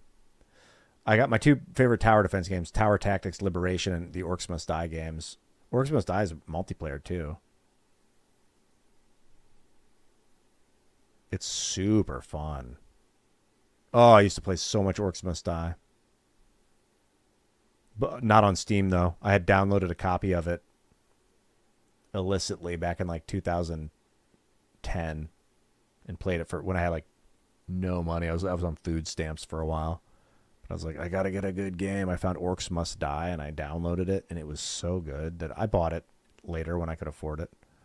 Shout out to Orcs Must Die, the developers and everything. Same with Crusader Kings. I had originally downloaded this game and played it for free a lot. But I loved it so much that I bought it when I could afford it, and I bought a bunch of copies of it for my friends because it was so fun. I skipped over Ark. I got burnt out on this game. I put a lot of hours into it. It's really fun if you like action crafting games. It's not really like 7 Days to Die is more about crafting. Ark is more about action. But they're kind of in the same genre of building your base, chopping down trees, getting stones. Like Ark is more like, do you have enough stone and wood and plant fiber? Those are like all you really need. 7 Days is more about like, do you have enough iron? Do you have enough potassium? Do you have enough wood? There's not different types of wood in the game, which would be kind of cool if they had different trees and different types of wood that you could make stuff out of for different hardnesses. And like if it got really granular like that, that'd be pretty cool. 7 Days does also rely on stone, grass fiber, and wood. And there's a lot of action, but this is more focused on building. This is more focused on the action aspect, fighting dinosaurs and shit. And you can't tame zombies and ride them around in this, but you sure can tame dinosaurs, and they have different. They can actually attack and stuff. You can mount lasers on like a Triceratops. Pretty crazy. It gets pretty high tech. We got to the point where we played it so long, my buddy was like, all right, he just hacked the server that we were playing on, and he gave us all flying dragons like dinosaurs, and we would just all ride around like Voltron. It was pretty badass. And we like spawned in all the best weapons, and we just went and did all the dungeons. It was like we were done crafting. We just wanted to experience the action. Pathfinder, excellent CRPG. I'm still like in the middle of my campaign. I want to finish it. What's up, Chase? Good to see you, homie. Yeah, I did get The Sims 4. I'll be honest, it does not hold a candle to The Sims 3. The thing about The Sims, in my opinion, that made that series great was the psychology that they put into the character communications. Like, in The Sims 1, 2, and 3, it was, and especially in The Sims 3, which is, I think, by far, it's my favorite of all of them. If you were weird, the other characters would be like, ugh. They would be weirded out. Like, if you tried to hug someone 3 times in a row, the person would be like, yeah. They'd be like, even a good friend of yours, you'd hug them, and they'd be like, yeah. And then you'd stand there, and you hug them again. They're like, and then you're like, and if you try to hug them a 3rd time, they're like, ah. Like, they're like, come on. The Sims 4... They just spam. You can just spam click shit. It doesn't have psychology. It's like hug, hug, hug, hug, hug, hug, hug, hug, hug, plus, plus, plus, plus, plus, plus, plus. Now they're friends. It's such bullshit.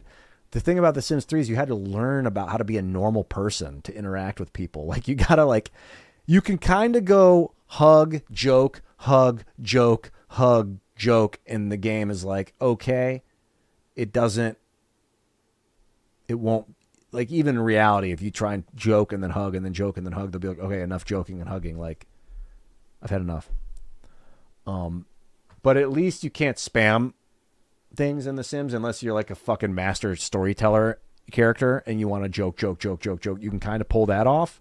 Even then, people might get kind of fed up and annoyed with repetition.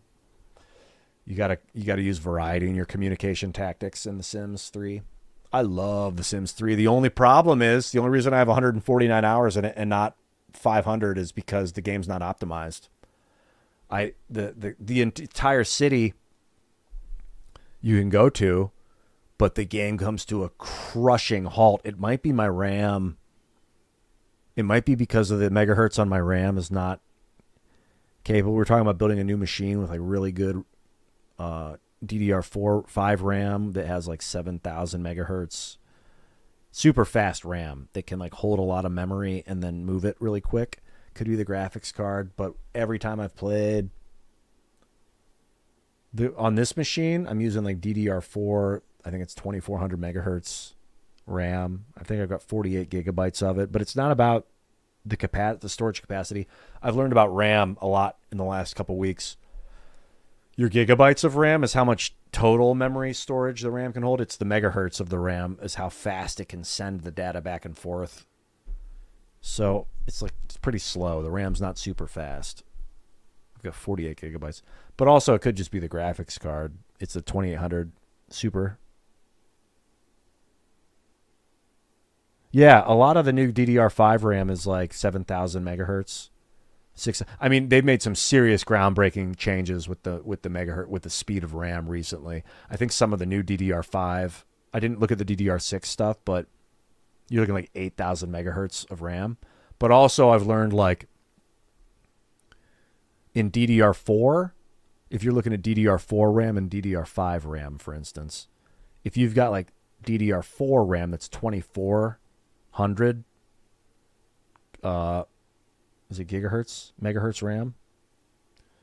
So like DDR4, it doubles basically. So what's happening is DDR4 at 3000 is equal to DDR5 at 6000.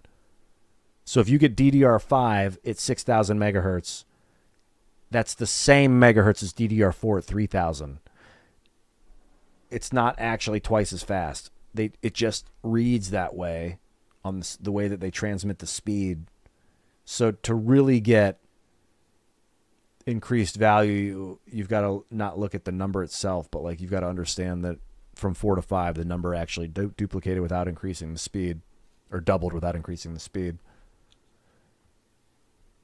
You're seeing DDR5 clock at over 10 times the speed. You got a 3050. The 2080 is good enough for most games, but I'm looking at like going up to a 4070, but then the 5000 series is coming. These are for graphics cards for the GeForce, like a GeForce 4070. I think it's like 2300 megahertz clock when it's like really pushed to the limit. A lot of them are like 1800 megahertz. But it was like $700-800 just for the graphics card, another $700 for the motherboard, and another $700 for the processor. With just the basics, it was something roughly. That's over evaluation, but it was roughly, because I was like, what can I build for like $1,500? Because this computer is good, but it's 5 years old. It's crashing Helldivers. It's crashing Warhammer. I want to play like some top end games. Just the bare bones was like $2,100, and I thought, you know what? If I can push it with this computer for another year or two, I can probably get that same $2,800 computer for like $1,400 in a couple years. But then at the same time, it's like, dude, what are a couple years? Like, I don't know. I'm doing the calculations of whether or not to invest in a new desktop. My laptop can handle. It's got a 4070 on board. That's hilarious that I put 89 hours in Brotato. I do not remember doing that. I think I must have left the game on. I would be shocked to believe that I actually played Brotato longer than I played Baldur's Gate 3. Brotato's pretty hot. This is Software Inc. is like, I love this game. It's like Mad Games Tycoon, where you play as a game dev, or you play as a software developer. You can develop games if you want. You can develop hardware if you want, but you start a software company. Dude, this game is awesome. If you like game development or like software development simulators, this game is so good. It's still in early access because he's constantly making it better. I learned so much about team building management. Like, just like if you really want to become a CEO of a software development company, get this game. It's a fun way to learn about some of the basics about how team management and organization function. Obviously, the demo here is focusing on like the simulation of like the software stuff itself, but like some of the most fascinating stuff I learned is like you can make your character. You decide like this is Software Inc. I almost kind of want to turn it on and start playing it for a little while. You turn the difficulty up, it's tough. I'm going to hit the bathroom really quick. I actually might make some more coffee. I'm going the distance.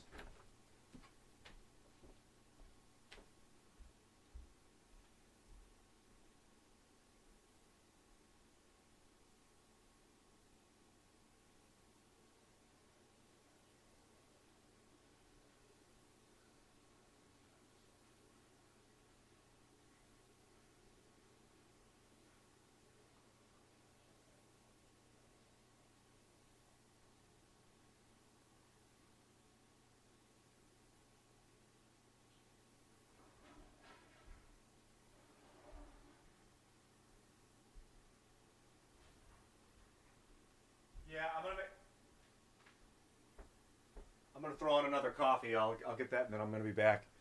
Talk about Software Inc. a little bit. This game, dude. This game is so good.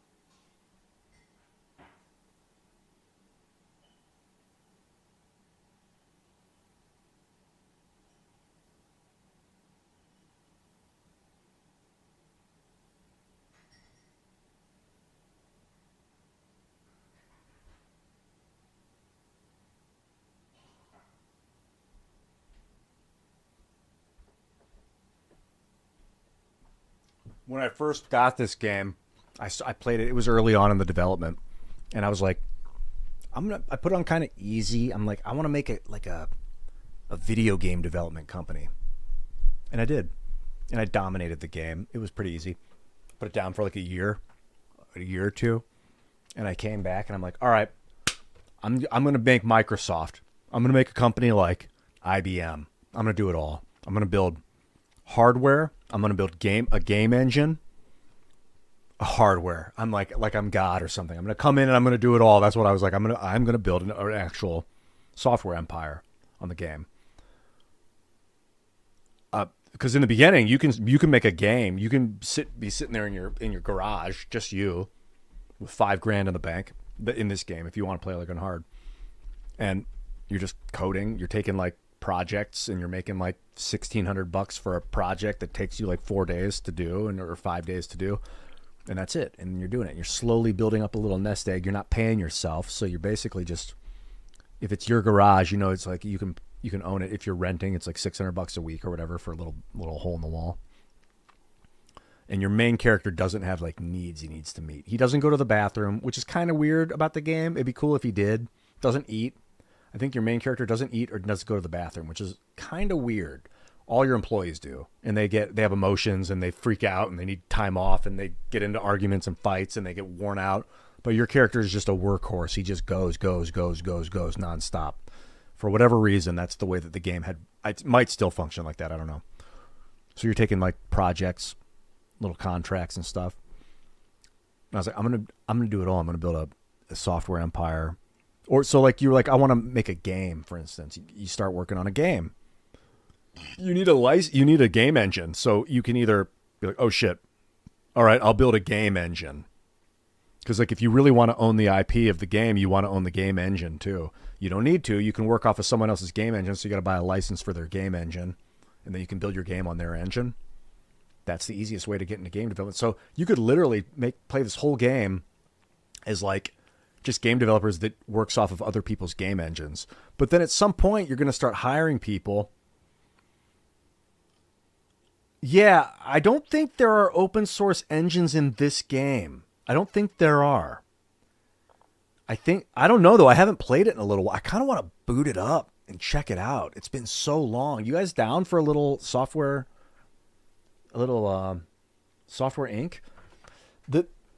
I wanted to point out the thing I learned the most about this game that I really love is team management.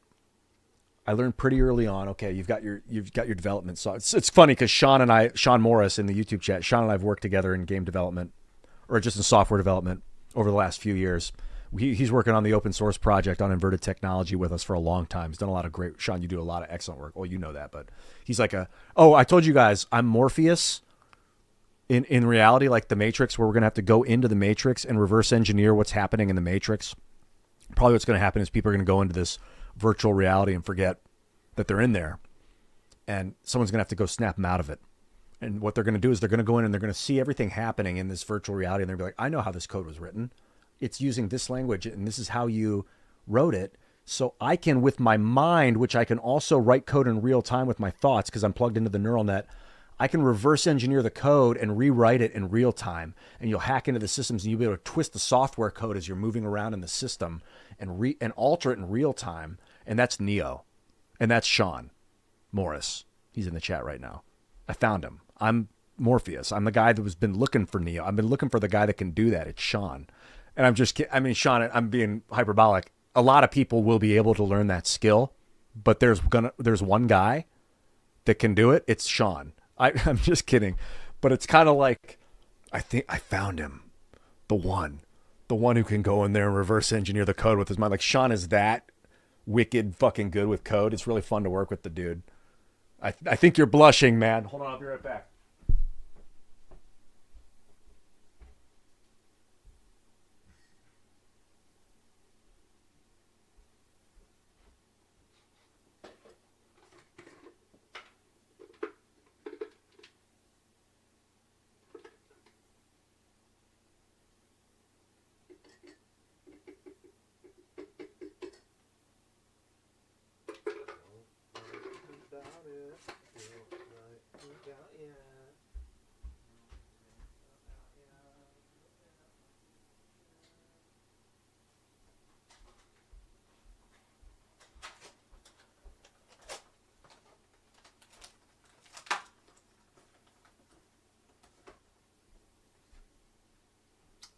thing is, though, the real Morpheus knew how to write some code because he could go in there and bend and warp the Matrix too. He just didn't know it as well as Neo.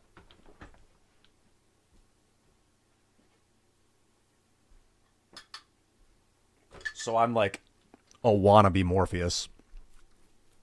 Like, I think if I was born into the Matrix, I'd understand some of the code. I'd have learned the language. Right now, I don't actually know the languages that well. I can learn them pretty quick, though. What programming languages? Yeah, Sean's built some incredible tech, dude. You check out all his work. I don't know what the website is, but he knows some shit. Really fun to work with too, because he envisions things and then builds them and actually builds them, like executes. It's super cool. So what I learned with this game, which has helped me kind of oversee tech development, is you've got your designers, you've got your programmers. They're different. And this is working at Mines. I worked with Mines for, a decade before I got this game. Doing it in reality, I just didn't quite understand a lot of the intricacies that this game helped me put a magnifying glass on. Oh, Sean, I didn't know you were a developer. Sean Friedis. That's cool. Yeah, I might boot this game up in a minute. Super fun. And I learned you've got your programmers. These guys write code. They are fucking code donkeys. And I'm joking, but they like to write code. And you got your designers. They will outline the systems, figure out like what's it going to look like, where's the button going to go, how are we going to have this software interact with this software in the long run, can we? You don't want your programmers and your designers in the same room. A big part of this game is you have teams, and you want them isolated so that they can focus. You do want your programmers and your designers to work together when you're building the game, but you want your programmers to be able to kind of focus, and you want your designers to be able to focus. Then you also have your artists, and your artists actually will draw they'll use like mind maps and things where they actually draw the graphics and things that you'll bring in, and that the programmers will actually plug into where the designers have decided it's going to go. So you have your artists kind of isolated in their area. And then when they work together, ideally, you'll have them working together on a server somewhere so that they don't actually have to go into the room and interrupt. Like, I don't want my designer going into the room and interrupting my programmers while they're working. And that's a big part of this game. If you have got dudes from different teams in the same area, they start to slow each other down just by disturbing each other. Also, personalities. A big part of this game is you want to make sure people get along. That alters workflow so drastically. It is such an important part of team management is personality. I'll get to the point where I find people that don't really know what they're doing necessarily, but that are cool people.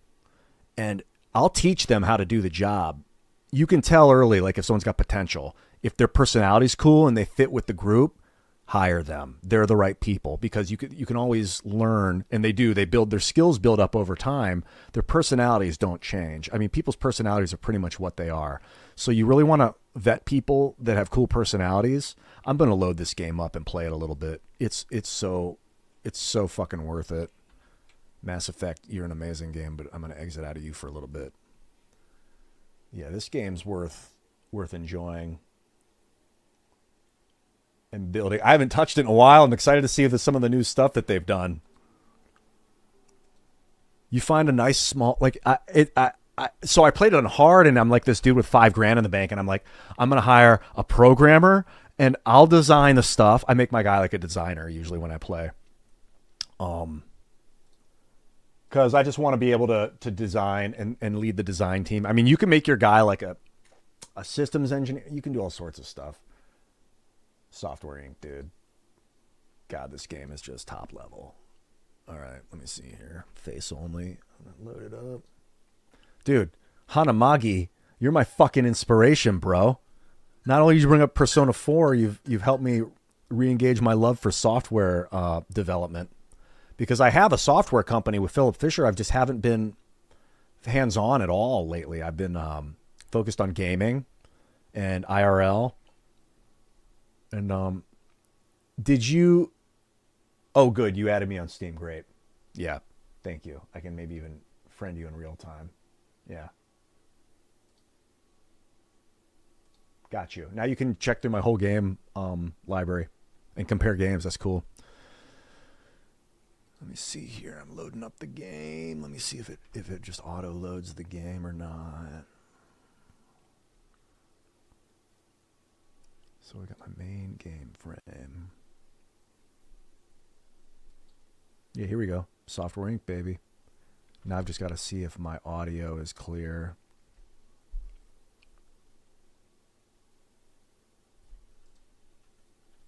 I think I'm going to need to change it so that... Whoop.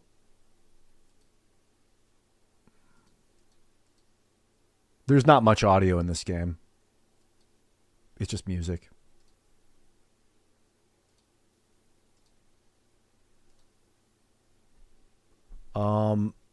It's been so long since I've played it, but I'm going to start a new game.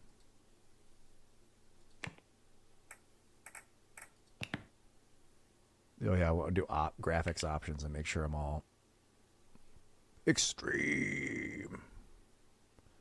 Here we go. Custom, quality, performance test.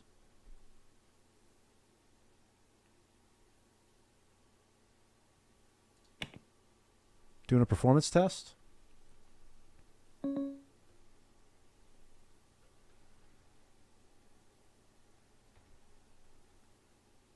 Is it full frame? Cool. Great. Got the settings set to wherever they need to be. I can probably pump it if I ever need to.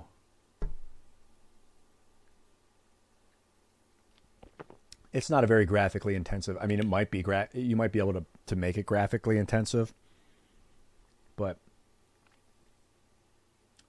when I looked out the window last, Voodoo Face. I think yesterday.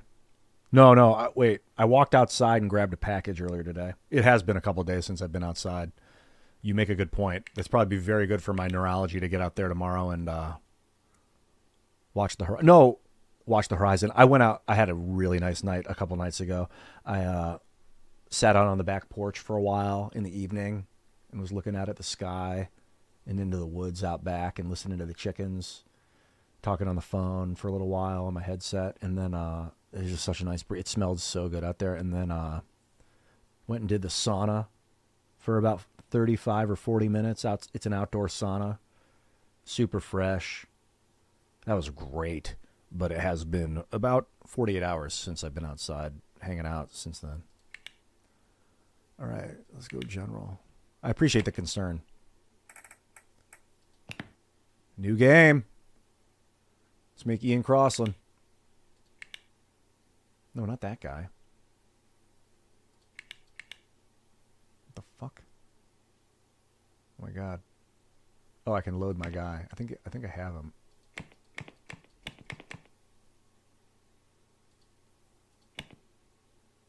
Do I not have Ian Crossland saved?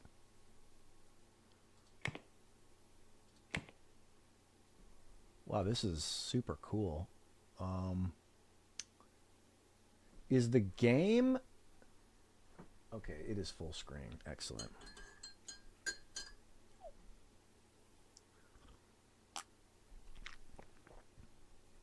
Let me randomize him a little bit.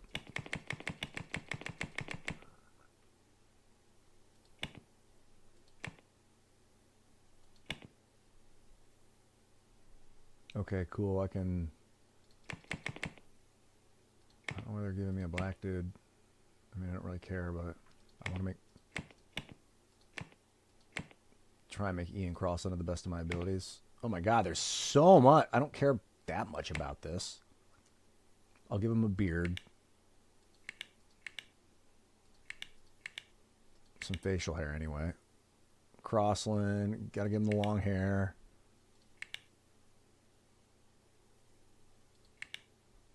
Oh my god, he looks so cheap. What the fuck? Come on, skinny buddy. Skinny body, bro. Come on, just because I'm a software developer doesn't mean I got a huge fucking torso. That looks a little bit better.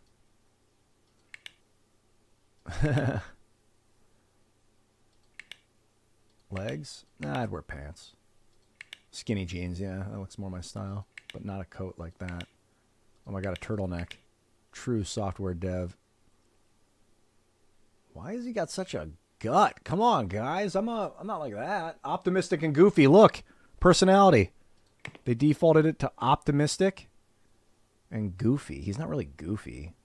Well, this is me, so I got to be optimistic for sure. I like people that are optimistic and generous.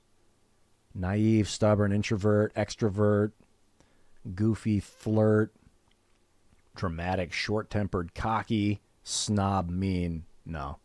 Optimistic and generous. Almost to a fault, but yes, I am optimistic and generous. I have a watch. Oh, okay, so I can pick some traits for him, too. He gets stressed more easily? Why? Is it because he's generous? Yeah. Optimistic, generous people by default get stressed. Oh, wait, because I have to pick something? Let me see why. He gets stressed more easily. That is me, to be honest. Why do you think I focus on video games so much? Cool. Oh, not affected by chaotic environments? That's not really true. Doesn't get tired until energy's completely drained. Oh, this is cool. So maybe he does get tired. That's cool. Big brain. No specialization point. Midpoint. Okay. Oh no, it defaulted him away. Feminine, masculine.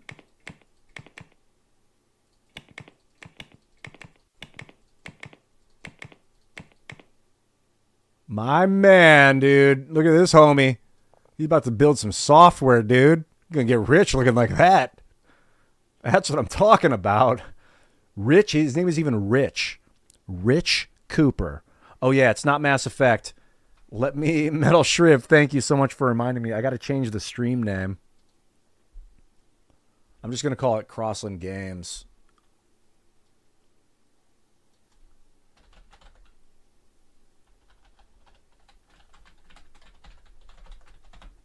I don't know what it's going to change. We'll call this software. Yeah, there it is, Software Inc. That's a hilarious question. Crossland Plays Software Inc. Yeah, okay, so I've updated the settings. Thank you again. That was very nice of you to point that out. Dude, I think I got to make homie right here. I'll just make a guy that's like optimistic and generous. I can call him Rich Cooper. We'll call it Cooper Game.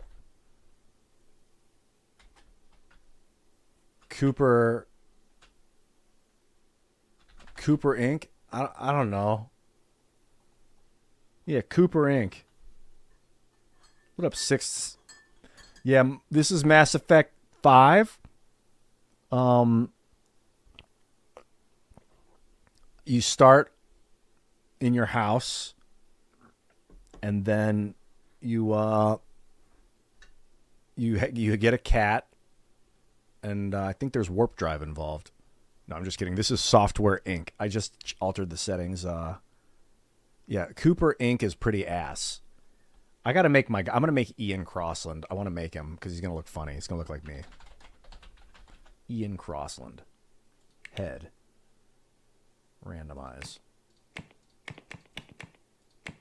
Like, that looks more like me. That looks fine. Oh my god, it doesn't really matter. Hair.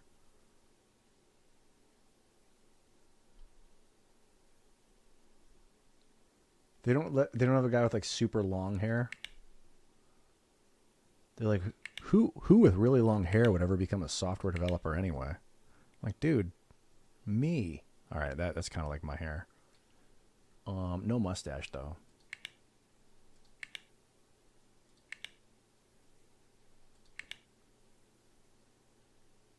Ears, body, eyebrows. Nope, it's like that. They kind of go up in the middle. Like that. The inside of them like this. No. I go like this. Yeah, they're up. Can I? They're kind of bushy. But this part, no, they're definitely like that. They go kind of up like here, and then they go down on the sides. Almost like, I used to, girlfriend of mine in the past was like, you have sad eyes, but I think it was just the eyebrows maybe look like that. Yeah, that's good. Nose. I don't know. This is not, I'm not too worried about all these things. You don't really look at the guy's face. Yeah, it goes up though. Like that kind of. Mouth. I got big lips. Not super big, but they're bigger. They're wider. Ah, gotta get that mustache out of the way. Oh my god, the eyes.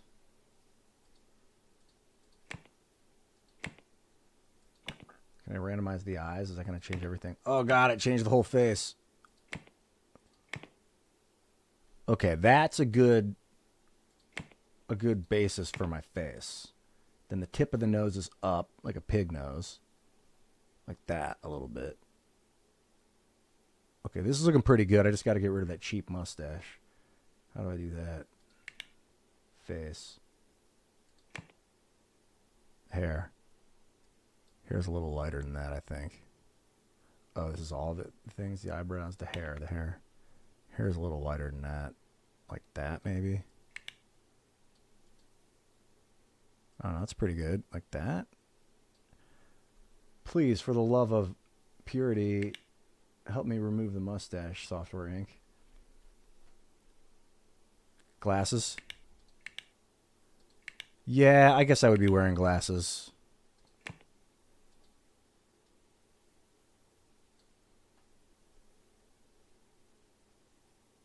I'd rather not. I only wear them while I'm working, but I guess this is work. Gotta do some sun gazing, you know what I'm saying? Maybe I can take the glasses off later. Nope. Pants. Torso. Hoodie? T-shirt? Probably a t-shirt. No pattern. That's more my style. I should wear like a crazy jacket. Can you wear crazy jackets? Not a suit jacket. No, I don't wear those. How wild can I get? No, I don't really wear vests. Yeah, that's maybe cool. Alright, that's fine. Clean pattern. Hoodie will be like pink. Or gray.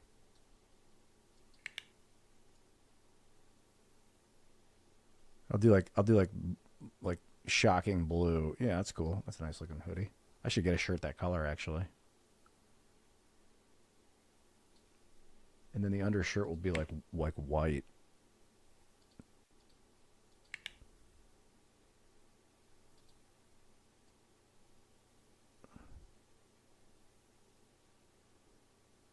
All right, the important things.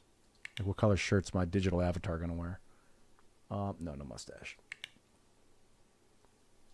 And those lips are a little strange just because of the top lip. Let's fix that. Pink, please. You want a pink? I'll do pink. I'll happily wear a pink. It's like my NASA hoodie. Like pink, like fuchsia. Like that. And then my undershirt, I would wear something like, if I was going to wear that, I'd wear like a white undershirt. Oh, shit. Oh, crap.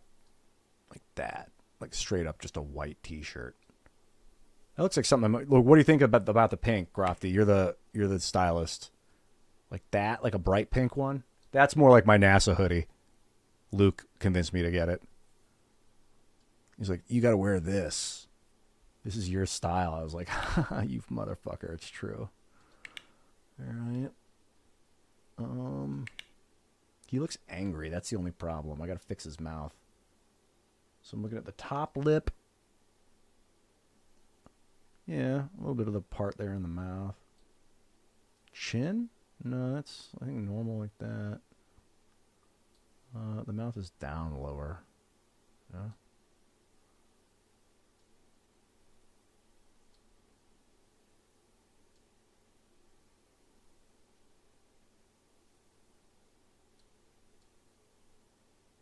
Kind of big lips like that. That looks more like me. That's the biggest lips you can have. Let me see here. Oh, is jaw can be out or in? Maybe medium. Mouth, like right about there, I think. What's this? The width. Yeah, my mouth is, no, it's not super wide. Like that, maybe. Think that's kind of accurate for Crossland. The hair should be longer. What's the feedback so far? Like a side track ball. This monitor, the monitor looks like an old CRT. I know. Well, the game starts in 1980. So you start with, I mean, I think you can start in the 90s, but it's pretty fun to start in the very beginning of the early days of coding. Like you're developing, it's before artistry even really, like game artistry, like you're just developing a systems. So it's smart to play as like a programmer in the year 1980. But I kind of like to be a designer. That's who I am, is Ian. I'm a designer. And then team leadership skills. So like I'm not the best designer. I'll hire a really good designer once I can afford it. But I'm going to start off as more of like a team lead designer, and I'm going to hire somebody that can just program, that just fucking knows how to build. And together we're going to take out contracts and build software for companies and just get solvent. That's my year one goal. All right, eyes. Let's see here. Eyes are good. Oh, I can change the eyes around. I mean, I think the eyes are pretty good. They're not like that. They're like this. Yeah, they're up like that. They're at that angle. They go down on the sides, kind of. That's where she would say I had sad eyes. It was because they go like down. Kind of like that. Oh, that's super cool. I didn't know you could click and drag. Okay, way better. Accessories, sir. Give me black rim glasses. Wait, what do you guys think? Glasses or no glasses?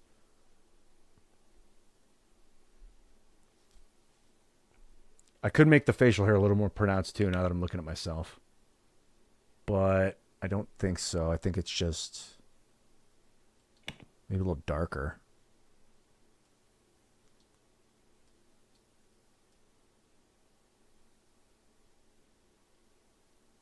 Yeah, darker.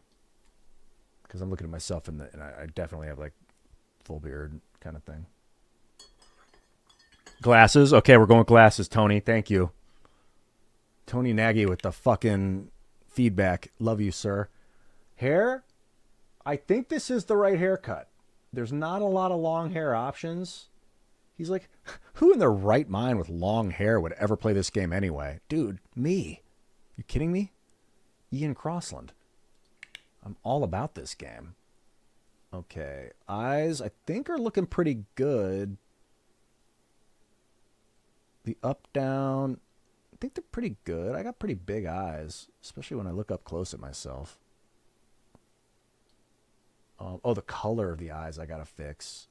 Yeah, the eye color is... They're like gray.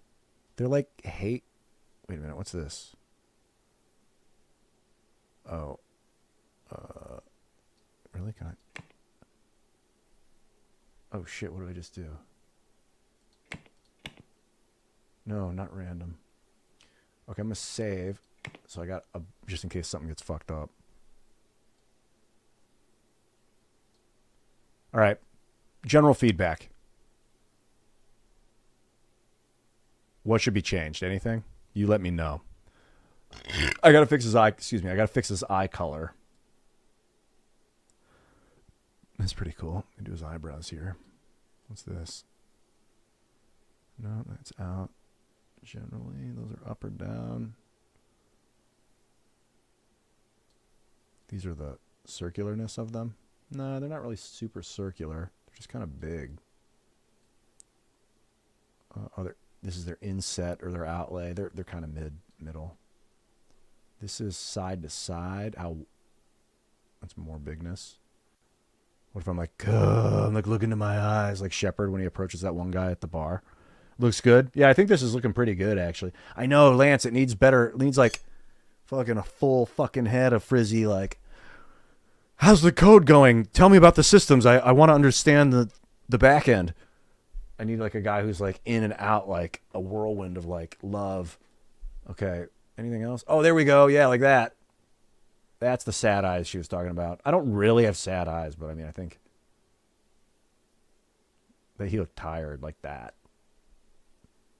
Where's this? Where's this smile? He's running a software company, dude. It's like, you might as well be happy. You get happy about everything. Like that. Fucking, that's Crossland if I've ever seen it. Face. What else do I need to do? Nose, mouth, body. Okay, I can do the body. Oh, good. I can make him skinny. Make him super fat, super skinny. He's the skinniest he can be. Ears? They're like normal size, I guess. I don't really think much about my ears ever. Head. I think the head's pretty. My chin comes out more. Like that. And then my jaw is a little lower than that.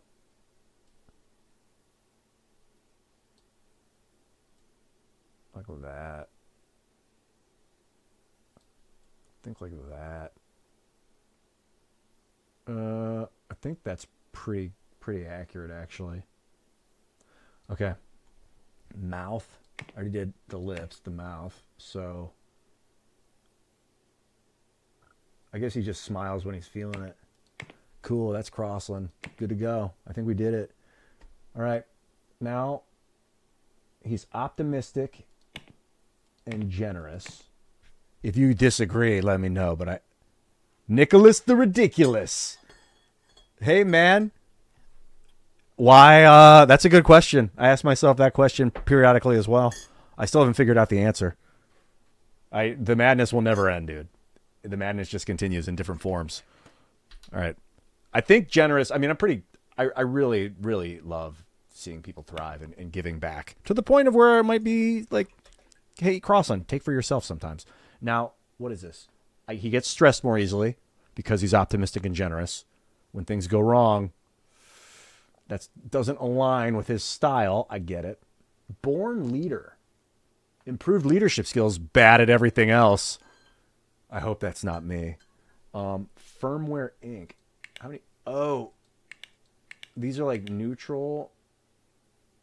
Oh, cool. Great at developing hardware. Not so great with software. Do I have to pick one of each? So the blue ones are like extreme traits that gives you a really good ability with a drawback. Super focus, works fast at one task. This, by the way, font is tiny. I'm going to have to expand the font, but I just want to make sure I get the character created before I do anything. Super focus, works fast at one task, but fails at multitasking. No, that's not me. Detached. Definitely not a Firmware Inc. I'm not a hardware guy. Detached, not affected by team compatibility. That is not at all me. I'm very affected by team compatibility. I have a watch.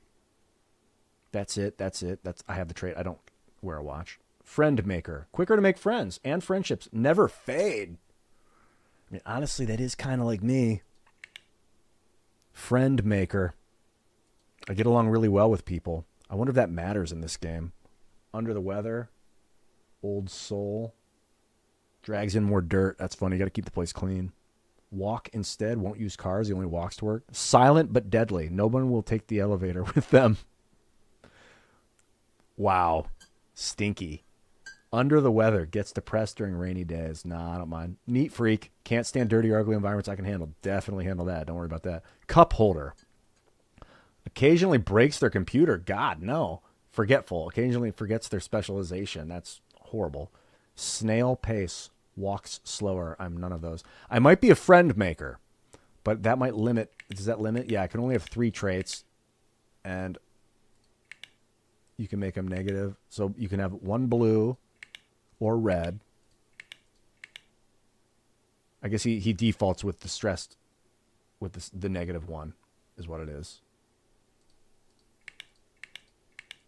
You can have 2 green. He gets stressed more easily. Whatever. Friend maker. We've got fast learner. I'm a fast learner. Increases skill. When I focus on something, I can pick it up pretty quick. Increases skill and acquires specializations faster. That might be my guy, as a fast learner and a friend maker. Big brain.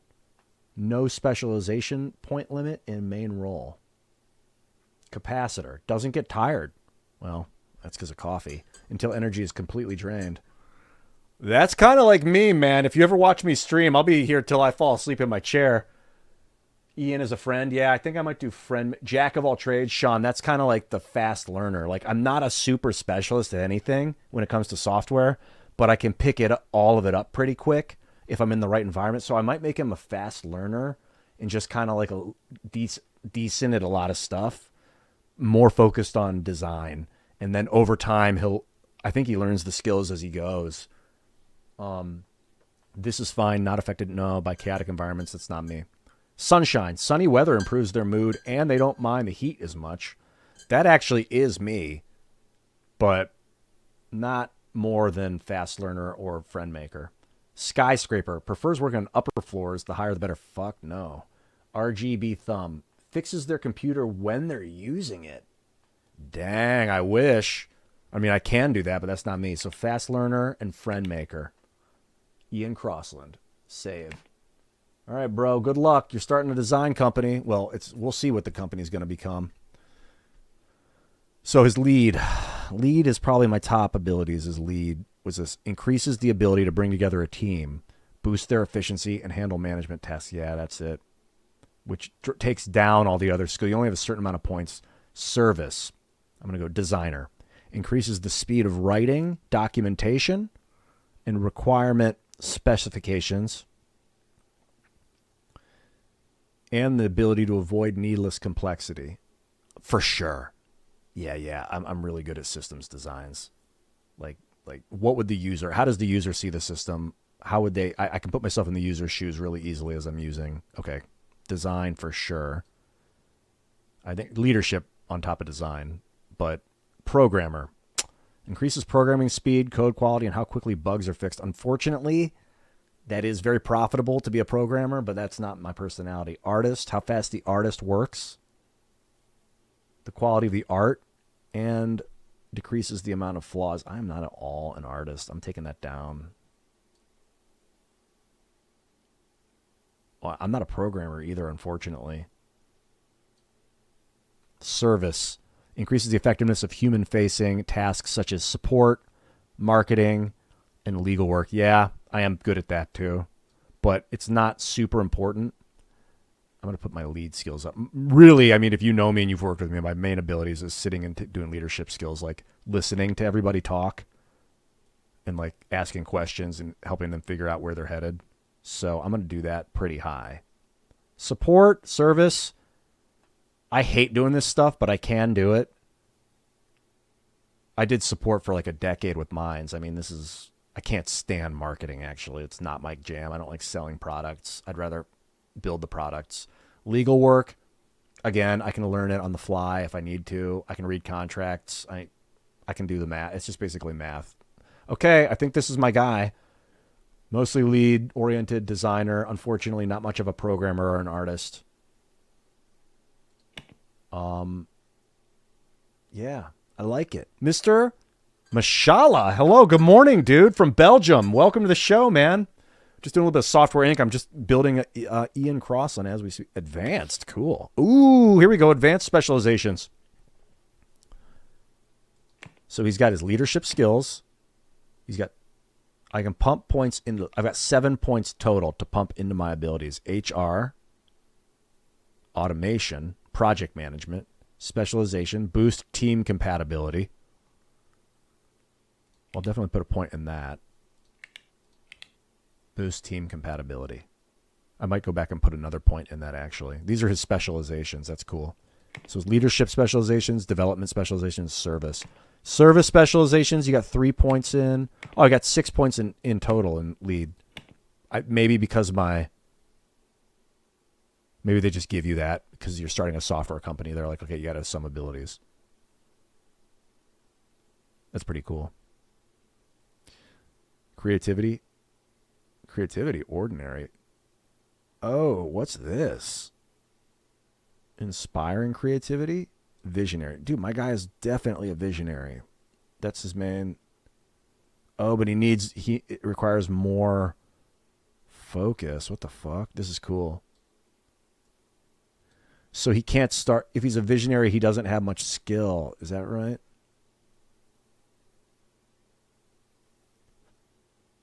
What's this? Creativity determines the quality of ideas your founder will generate as a lead designer when developing new products. Creativity is innate and cannot improve with training. It is not recommended to increase this on your first playthrough. Well, it's not my first playthrough.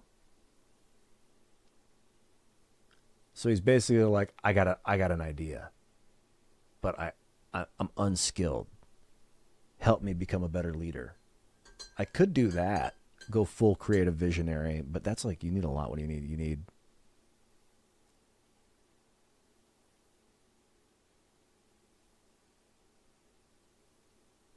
Oh, is this like a difficulty mode? Determines the quality of ideas your founder will generate as a lead designer when developing new products. Dude, that is so awesome. It's like you take a nail. So what does this do? Operating systems. Oh, this is my focus. Honestly, games is my focus. I'm not going to lie. I could pick office software, antivirus software, audio tools, 3D editors, 2D editors, game.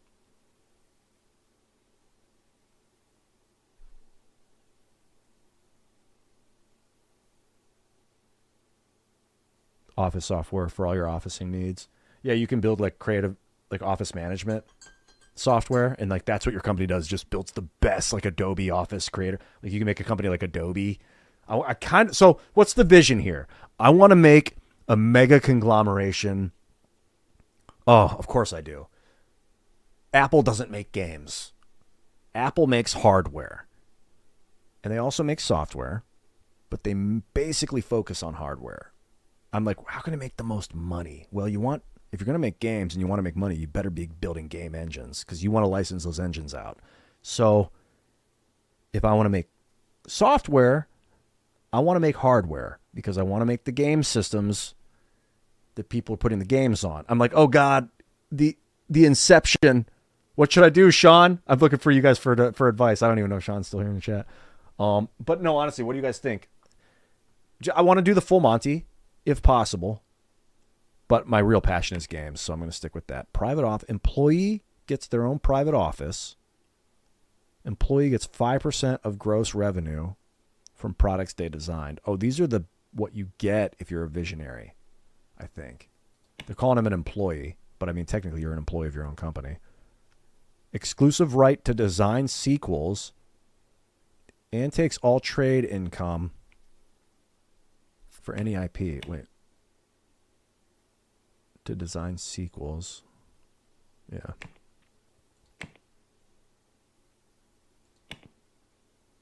Game. So if I have an employee that's a visionary,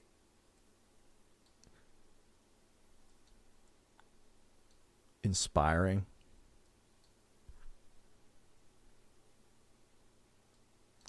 I don't know. This is a tough one. I've never thought of. This is a new feature that I have never looked into. Employee gets their own private office. I do like having a private office, that's for sure. Royalties. Get 5% of gross revenue from products they design. That's cool. And IP ownership. Employee gets exclusive right to design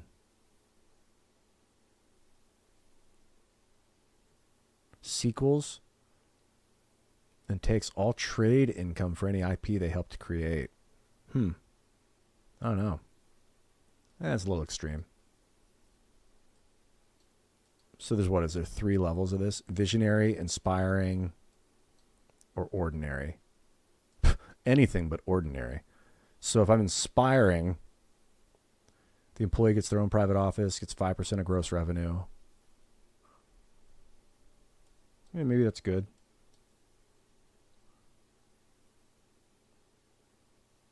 But that's not my guy. My guy's not built like that. This is Software Inc., dude.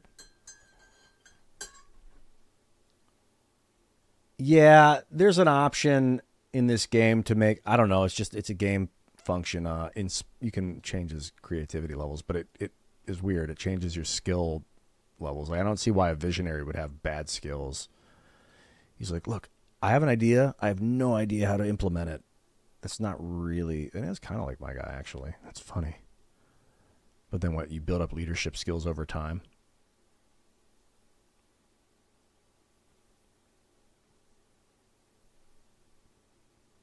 Let's just go medium. Inspiring.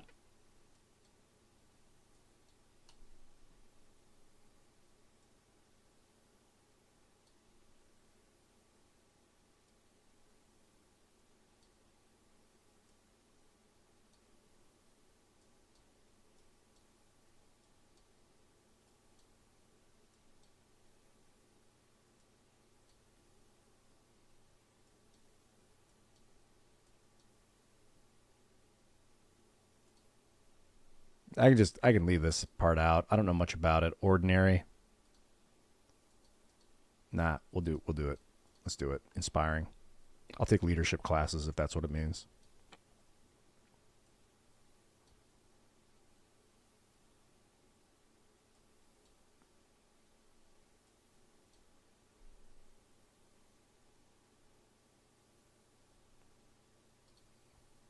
A visionary? I mean, geez, honestly. Visionary. Yeah, sure, I'll make a visionary. Let's just see how it goes. So he's not super good at anything. I mean, when it comes to leading a software team, it's not like I have... Or when it comes to running my own company, to be honest, I've never done it before.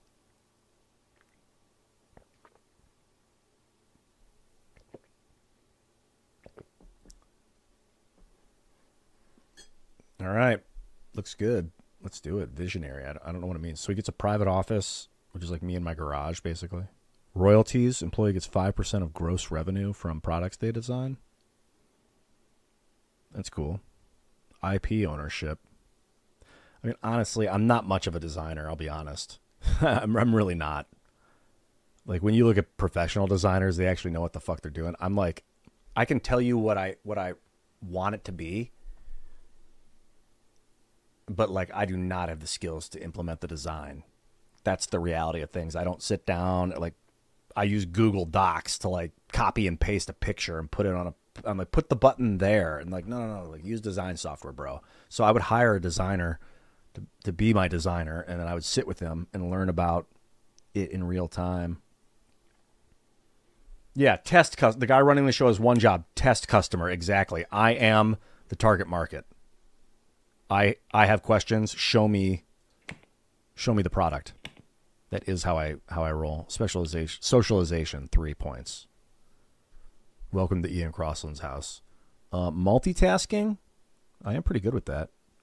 Automation, sequels, iterations, and frameworks. Oh, hell yeah, I can do that really well. HR,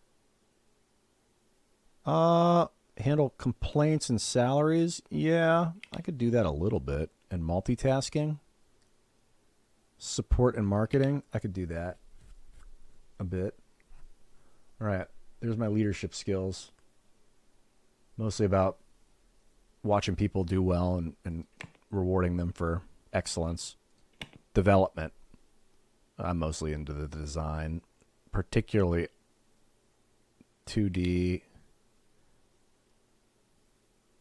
I a little bit of hardware design, a little bit of audio. I think system designs I like, and 2D designs for sure. Eventually you're going to learn 3D designs, but since it's so early in the game, there's no 3D art yet.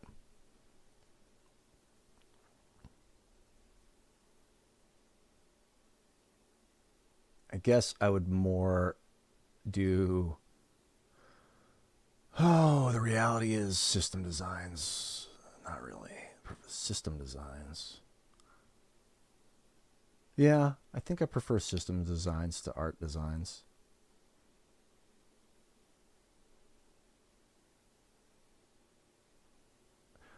Programming, I don't have any. I'll put one in everything, and then programming, I guess. It's not my bread and butter, though.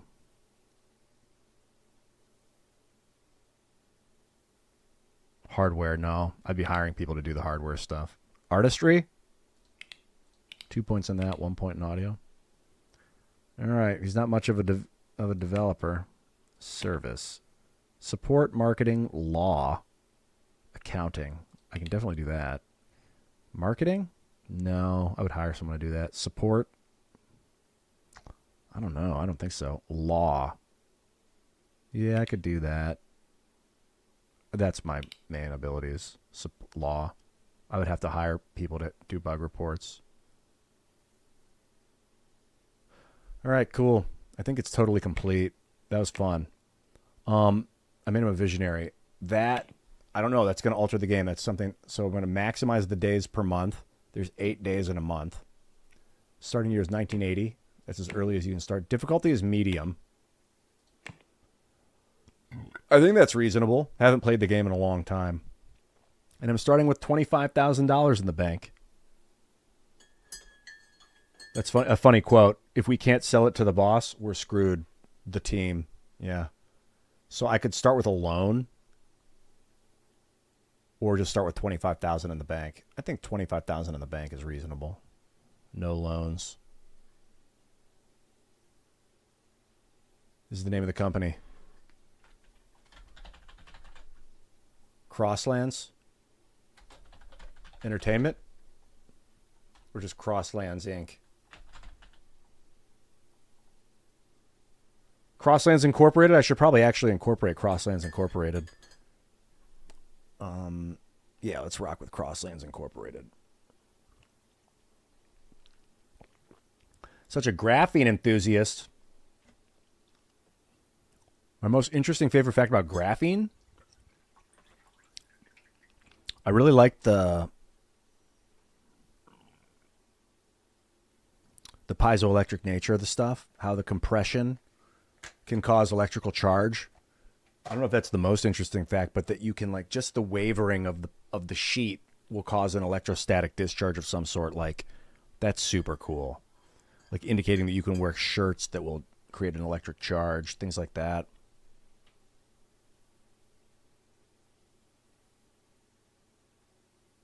What's this? Can I start with a team of people? I don't know. A logo.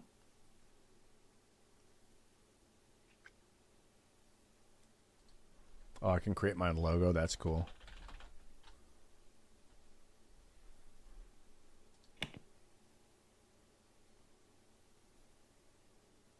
You make Steam logo. That's funny.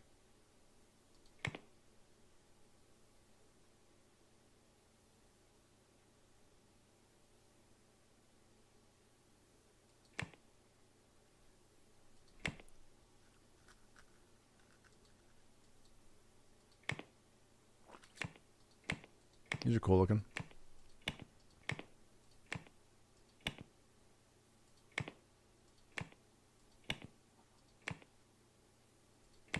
Oh, sweet.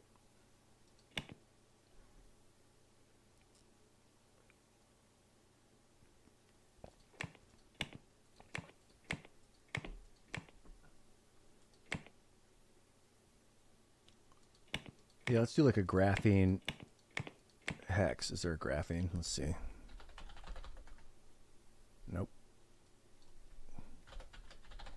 Hexagon.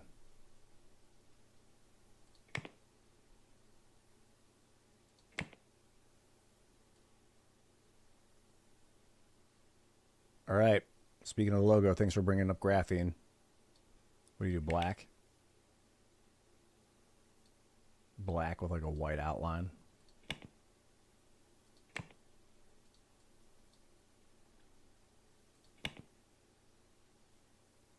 No, I think it'd be the other way around.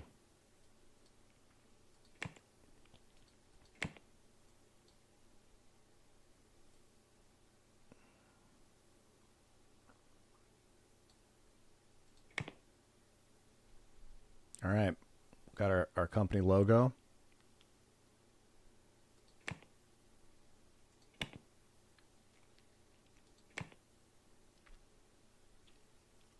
Looks good to me. It's a blue hexagon. I don't know what that button does, but I don't want to push it. No mods. And customize the difficulty. Let's just fucking go. So I got to pick a map.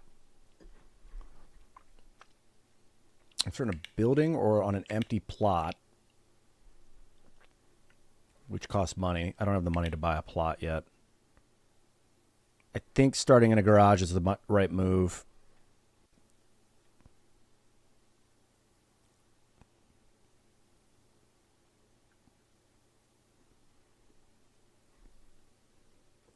For rent, $2,800 a month. Is that what it is? Fuck it. We'll start in the garage.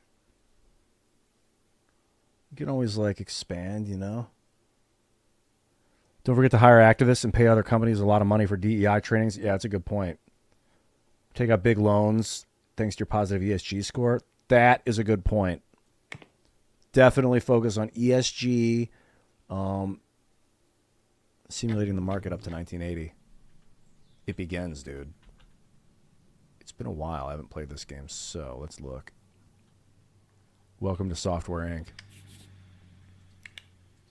Day 1 commences at 7:13 in the morning. Looks like it's the middle of January, 1980. It was the beginning of January. So, here we go. Speed, all this crap. Got to deck out my garage at my house. So what do? Down a level. And then this pulls the walls out. It's kind of like The Sims. If the main point was to build a software design company. Or like, yeah, mostly software. The build mode. I got a bathroom. I think this room is not available yet. Shit's hilarious. All right. Let's get a little table and put a computer on it. What's this?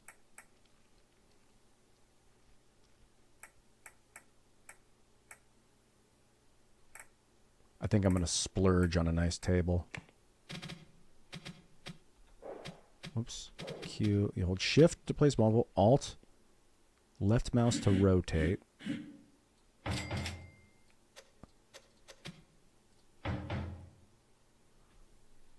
And a comfortable chair. I'll be sitting in there for a while. Yeah, you know, it's a $2,000 chair. I don't think about that. No. I'm going to get the $400 chair. This is what I do. Look, it's a one-time purchase. It's going to last for a while. What's up, Psylocke?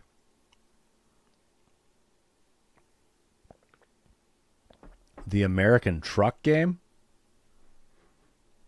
I don't know. Oh, what's up, Davey Horn? Good to see you, man. Yeah, man, I'm streaming hard. My Halloween was excellent. It was just prepping for the stream, basically. I did Mass Effect earlier for a while. Did like 6 hours in that. Pivoted over here into Software Inc. for a little while. I'll probably be doing this and then maybe jump back into a different game. Maybe back into Mass Effect. If I'm gonna keep at it for more hours. I think it is, what is this, Sunday? I'm gonna fly out tomorrow, Monday. And I gotta vote. I gotta vote before I fly out. So I gotta drop off my ballot. And that's it. So I'm probably gonna get a good amount of rest on Sunday.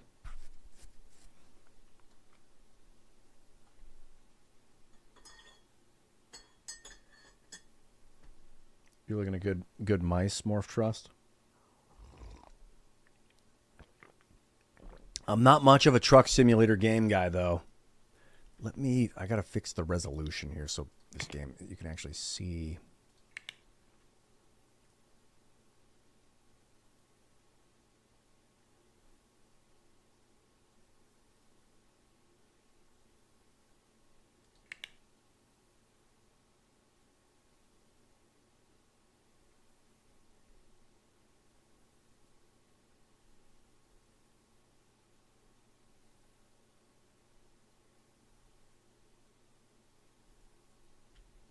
Well, maybe I could just change the resolution so it's not 2160. Is it, if it's 1080, maybe 1080?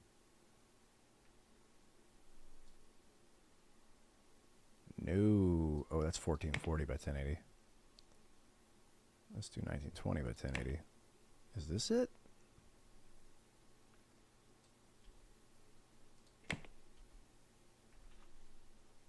Ah. Yeah, I think the thing is a little more stream friendly right now.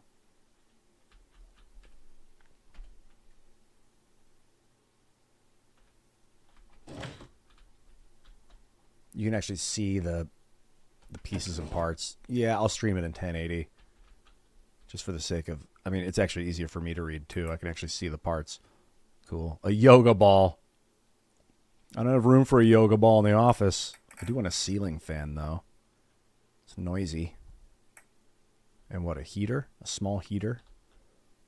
With some flammability. Oh, I love that you can really deck out the office. I gotta get a computer first. Good old computer. This is what they had in 1980, I guess. One of these machines. All right. How about a nice floor lamp to really get this, get things looking good. It's got 1% flammability. That's hilarious.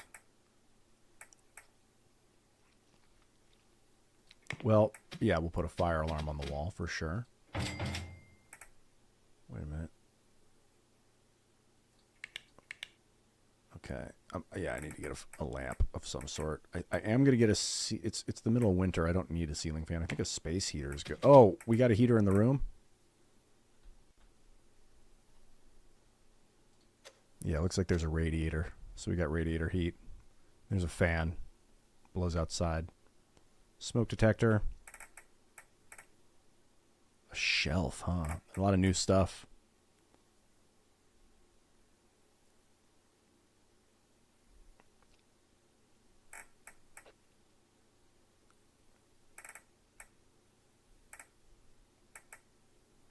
Checking out a bunch of this new equipment that they have for sale.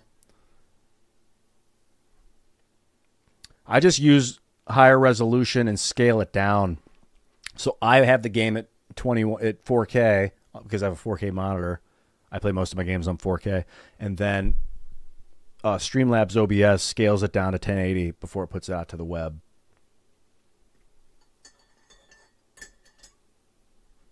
Yeah, it's true. If I have like a server in here, a coffee machine.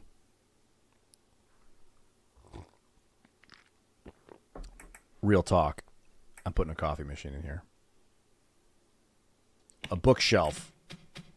Yes, please. How about a bookshelf in the corner? Right there. I don't know what this... Is this room for sale? This is like a... I think I can rent this space. No?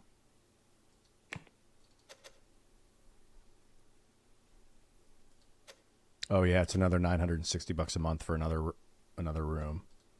It's like a locked office. The owner is storing shit in here. He's like, I'll rent you the other space for another $1,000 a month. Thanks, dude. Not yet. Bathroom looks legit. There's a sink. Got my desk. I need a light. What is this? Instant coffee? Nah, we're getting a good coffee maker. What's this? Espresso machine. Costs $80 a month to run the fucking thing. Monthly refills are more expensive.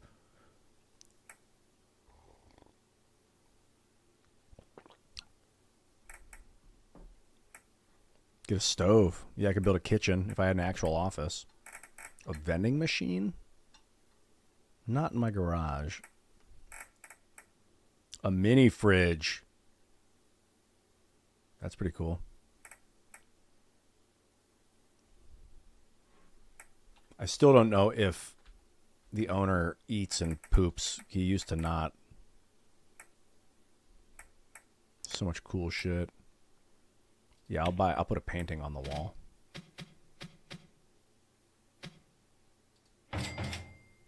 Ah, what a weird-looking painting. A water cooler.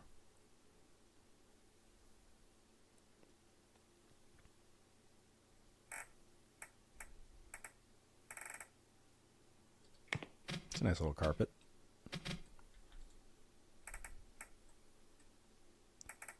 A carpet here.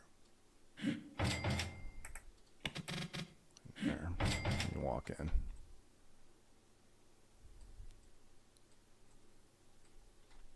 Yeah.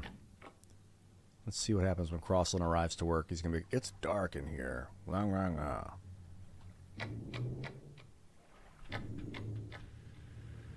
Taking the bus to work like a real G. Go get it, dude. Get to it. All right. Immediately is looking for something to do. Save you money, sending employees home. Or I can right-click on a notification to dismiss it. Cool.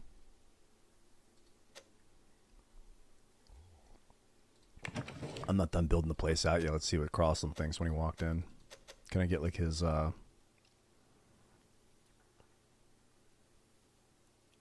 energy, stress, tasks?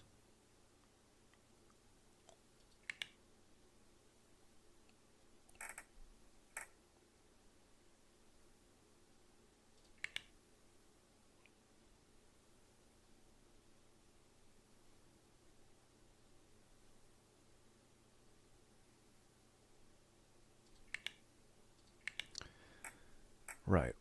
So what do I do? Put a shelf on the wall here?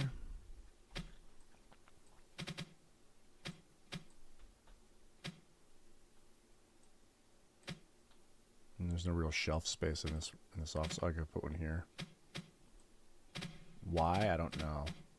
Can I put the coffee maker on the shelf? That'd be cool. Put it above the radiator. Is it going to light on fire? That's funny.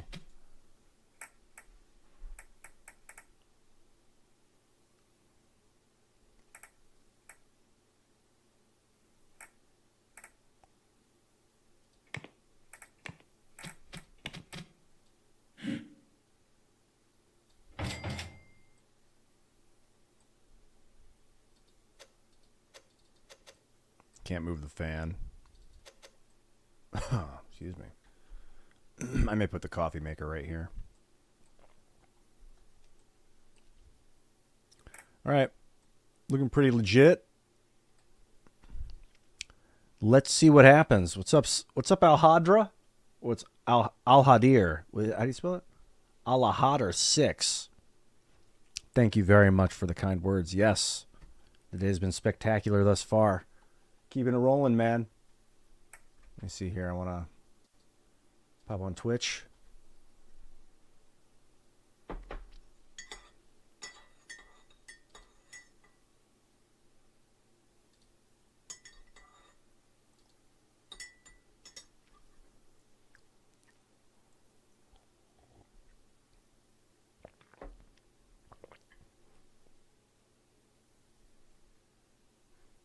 Excellent. All right, let's go.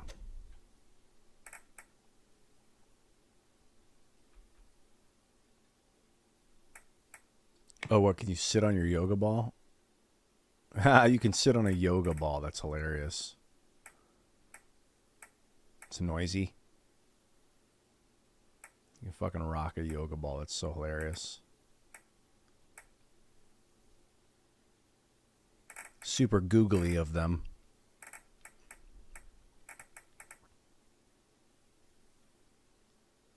Hanging lamps are where it's at. They don't take up space.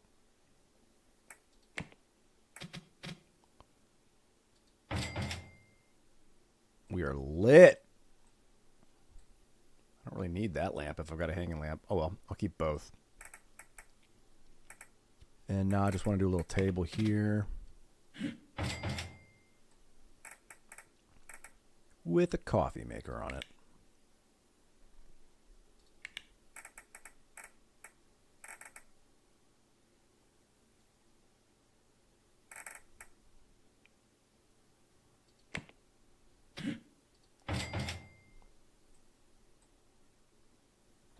And the only other thing is a water cooler.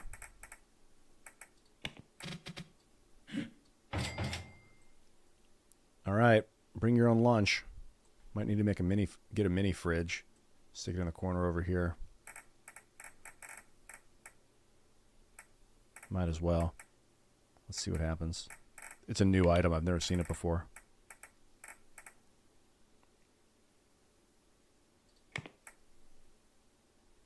Oh, it needs to be on a table? Okay.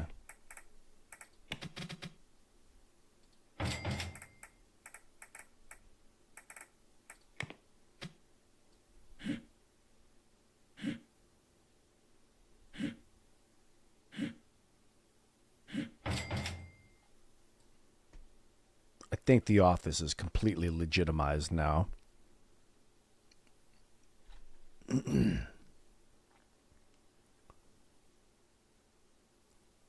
Room labels, tasks. Noise overlay. That's pretty cool. The noise overlay. All right, now you go to development. Develop software. Here's your panel. This is your the main action committee here. What's up, Clickmeister X? I'm doing great, man. Election, do your part. Go vote. Who knows, man? There's so much behind the scenes stuff, but I say, you know, I'm just focusing on doing what I do and doing it well, and I'm gonna vote for people I believe in. Oh, you're Aussie? Okay, vote in your elections when they pop. Shift X or X to close all open windows. No, I don't want to, but you can. Okay, that's cool. So here you got your development key. You got contract. I got contract work, and you basically pick up a contract to get started. In the early days, you're not really doing anything but fulfilling contracts. It says what you need, how many designers, programmers, how long you got to fulfill it. 1 month, and they don't expect much. I'm going to take the contract that expects the least. And see how that works. Company called King Beds wants some logistics application done. Yeah, sure, core designer. Take the contract.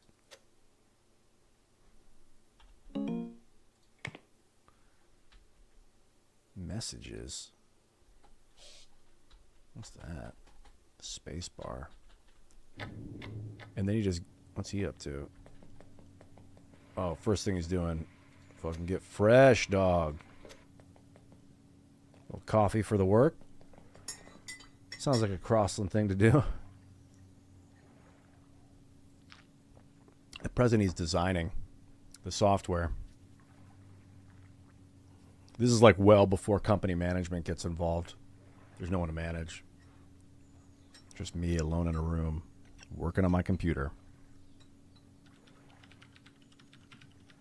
Yeah, you didn't vote in your election because the choice is either communist Kamala or Republican communist Rosie O'Donnell. Oh, so you're saying the people like those people?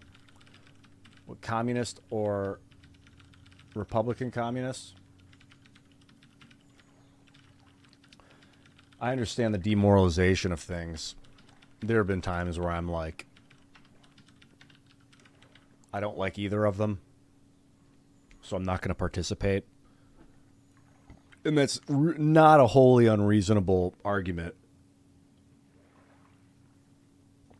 because at least you can feel good about not supporting the lesser of two evils, so to speak. But sometimes it's like we're at a crossroads and like we're going in one direction or the other. You can make a say in which direction we go, or you can keep your mouth shut. Either way, we're gonna move. We're gonna pick a path and go. We're not standing still, and that's kind of how I feel right now. So I'm looking around at like, I mean, personally, I don't support authoritarian decision making for the most part. I don't like candidates being installed.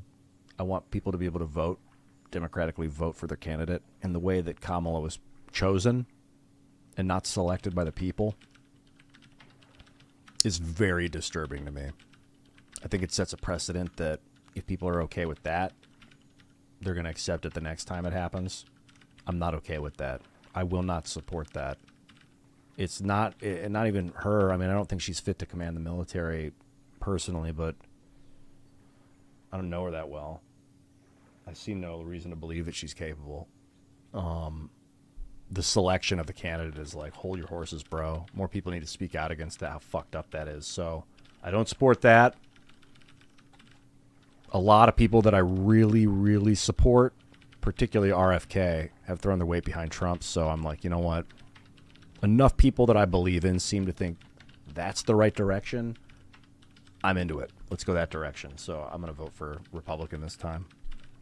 Probably I'll just vote for Trump and then walk away. I don't know enough about the other people on the tickets. I'm not going to vote for something that I don't understand, so I'll look at like the other things on the voter rolls.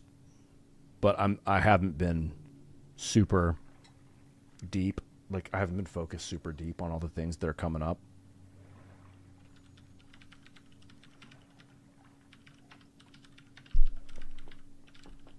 A collab with Andrew Wilson of some sort. Yeah, I do like Andrew Wilson. He's super smart. Intellectual. I like that guy. I know his wife. I interviewed his wife on IRL. I missed the show with Andrew, but I think we would get along really well.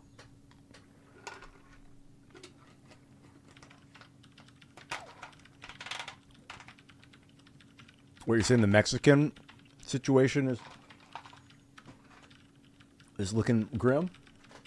Alhadra? Or Alhadra? Well, there's no savior. I don't think... Like, there are better candidates, but I wish I had more positive things to say. I feel like right now it's like, do your best. Whatever you do, do it the best you can to the best of your ability. Optimize yourself, your flow. Take advantage of your opportunities. If you know people that have opportunities for you or that can help you, like, improve your status, your own business, follow through with those. Take meetings with those people. Do the things that are hard to do, that are kind of challenging, that seem outside your wheelhouse, that you know you got to do to get it done. Now's the time, because worst case scenario, if the ship is really sinking, we need to build life preservers. We need to build programs and systems that guarantee our success and our survival outside of politics so that we can contribute to the system. That's where my head's at. So I'm like, go live. I have been gaming off stream, but I'm trying to limit that and just game while I'm on stream. Like right now, this isn't like an action-packed game, but we're having a conversation. So there's a contribution. I'm not just staring at a screen watching numbers, watching letters fly off my dude's head.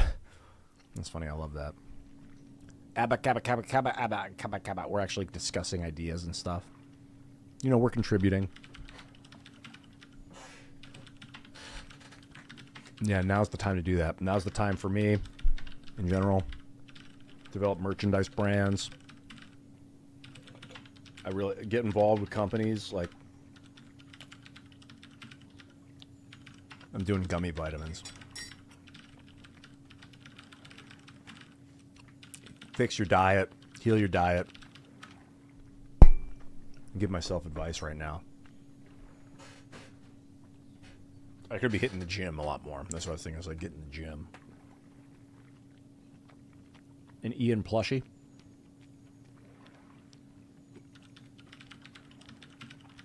Not yet. But like,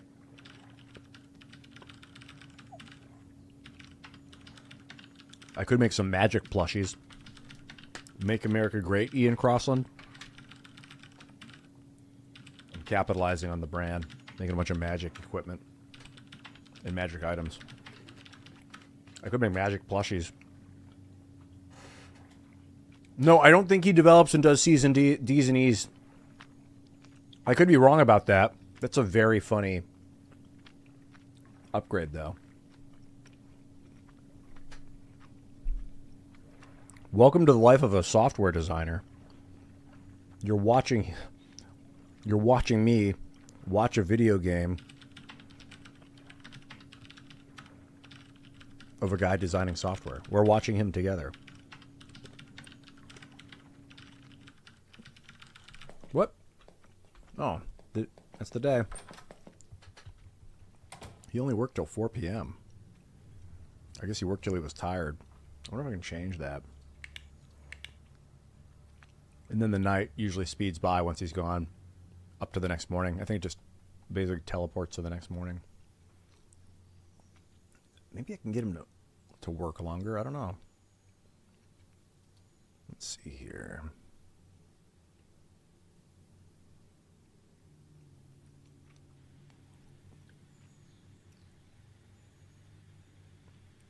There's like a company management. Manage teams. No.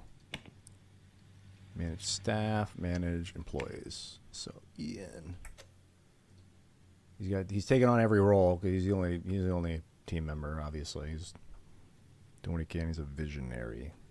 Vision is scary.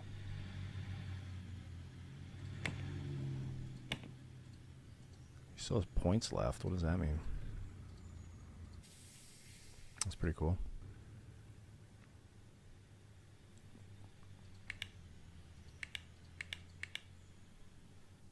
He's immediately just going to hit the load. He's going to get back in and keep designing this thing until it's done.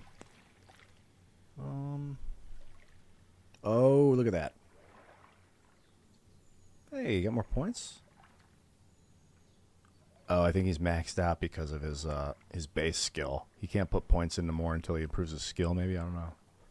Change team, change roles, change benefits. Details.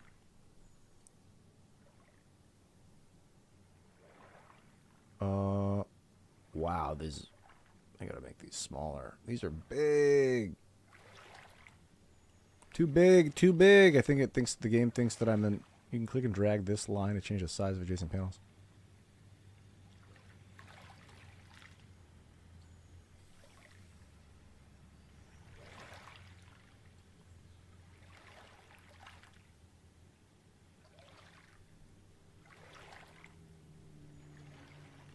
There should be where you set their work hours, I think.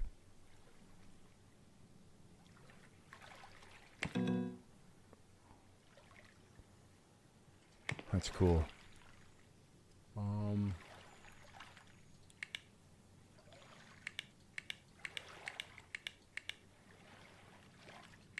we got state, education, skill.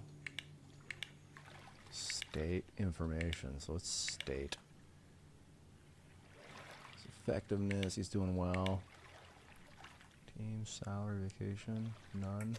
You don't take vacations. You got a job to do.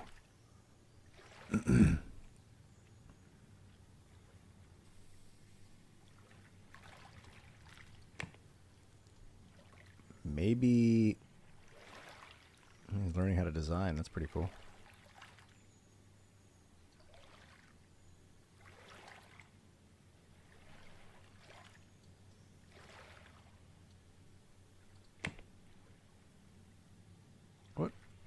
Or it doesn't just skip to the next day. That's cool. I wonder why.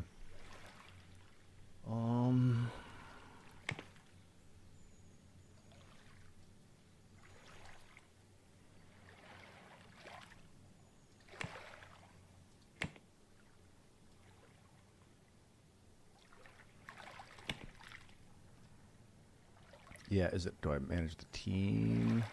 Maybe I manage the team hours. Yeah, here we go. You stay till 6 p.m., dude. 8 to 6.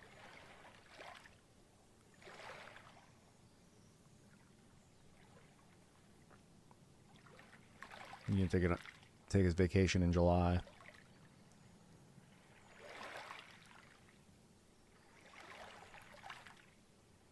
I wonder if he's going to get worn out working until 6 p.m. So this will skip to the next morning. That's what that button does. Okay.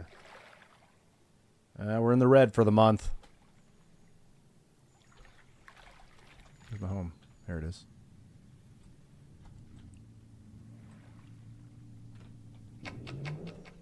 Back to work. Yeah, I'm interested to see if his energy and stress levels dip below 0. They used to have this guy, so he was a machine. Used to make your founder just a fucking total robot that could just go, never stop, never get tired, never get stressed. And they seem to have changed that, which is very cool. I like to see your owner get with the potential of freaking out, losing his mind, taking a sick day. I mean, geez, can you imagine the place just coming to a crushing halt when the owner's not in? But that can happen. You get a good management team in place. Owner doesn't need to be there every day. Ideally, that is the case because the owner is not a robot. Yeah, Clear Adventure Pitfall. I loved it. I actually got Pitfall 2 before I got Pitfall. I used to play Pitfall 2 a lot. I got it for Easter one year in my Easter basket. And then my uncle gave us a box of Atari games with like Dolphin and Pitfall was in that box, the original. It was pretty cool. When you like jumped across the shit. I gotta go to the bathroom. I'll be right back.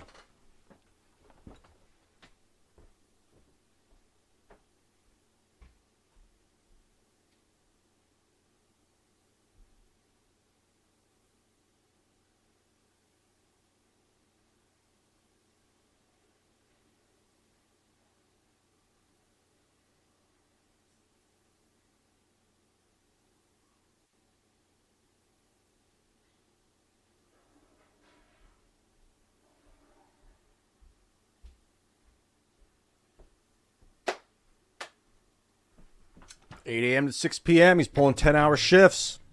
That's what you do when you start a company, man. Life is your job. So you can see over here, he's working on the design. It's coming along. The green bar is how far along it's becoming. It's the first iteration. I guess you can design multiple iterations of it before you start programming. But what you're going to do, what eventually is, once you're satisfied with the level of design, and you don't need to send it all the way, you send it to development. And then he starts actually coding what he's designed. The better the design, the less likely you're going to come across bugs during the programming, after the programming is completed. And then once your program is done, well, in this instance, it's just a contract that I'm working on. So once this contract's done, I'm going to send it back. I'm going to program it and send it to the company. In fact, we're getting pretty close. They don't expect it to be too great, so I'm going to push the development. The alpha phase. Are you sure you want to move to the alpha phase of development? No. You can improve the design during the alpha phase by reviewing and iterating. No. I'm gonna this first contract I'm working on. I'm gonna design it to the max. Do the best I can with the first iteration of the design. Then I'm gonna program it to the max. They said they'll accept terrible quality. They just need a program. But you do build a reputation by producing quality work, and that is this market recognition. The better your reputation, I'm sure you start affects the quality of employee applicants. Yeah, more cool people are going to want to join you if they know who you are. Contracts and deals, how many subsidiaries you can own. So building a good reputation generally is important. I don't want to put out crap. And it looks like I'm working on the second iteration. I'm just going to push it. You sure you want to move to the alpha phase? Yeah, let's get into development. Okay, minimum development. I can send him a product with, I believe that purple line is good enough. But I'm designing the alpha product right now. Coding at 1%.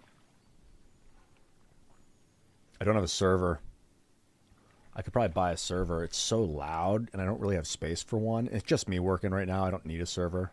If I hire somebody, like a programmer, I mean, getting a programmer right now is not a bad idea. I could stick his desk over here, like up against the wall, and just getting a dude in the room with me, because then I can be designing the next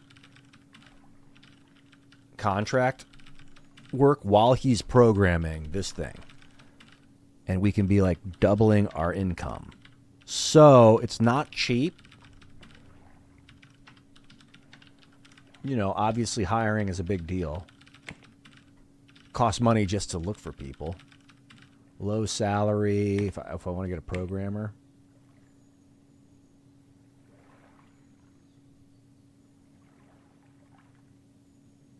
What is this? Paying him $2,500 to $40,000 for 8 hours of labor. Costs $500 just to submit the just to send out the applications. Filter by compatibility, and then it's more expensive.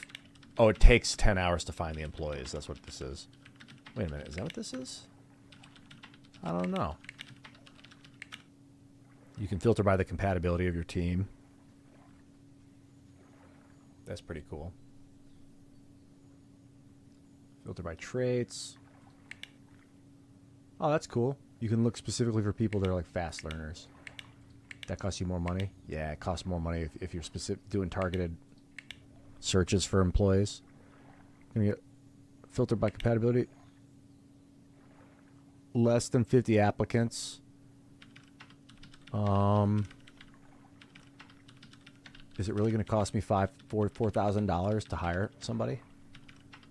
I wish I knew. It's not always wise to just dive in and hire somebody right away. Sometimes you want to... I know, I need to go with the DEI, like diversity, diversity, diversity. No, I'm just kidding. You really want compatibility. At least I want... I don't necessarily care as much about raw talent. I want people that are compatible, emotionally compatible with each other, because they work faster. Like right here, effectiveness. That comes from like enjoying your work.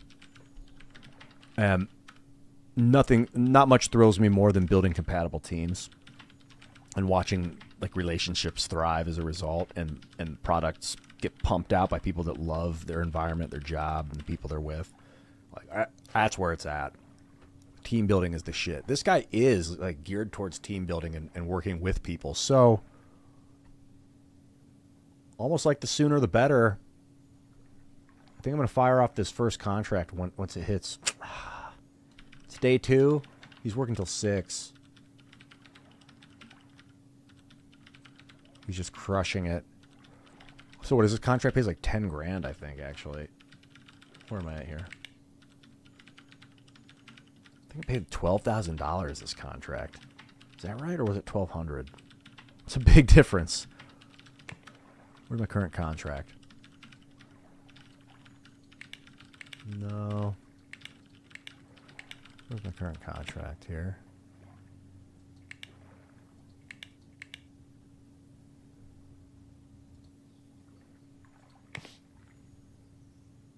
They pay me $2,900 up front. Yeah, they're paying me $12,000 for the product. I mean, look, I've coded 27% of it. That's acceptable for them. They were like, just get us something. A hot girl coworker? Look, man, all I care about is compatibility, emotional compatibility, whether she's female or he's a man. I really don't care at this point. I just want the best fucking programmer I can find that's cool. Yeah, he's getting tired.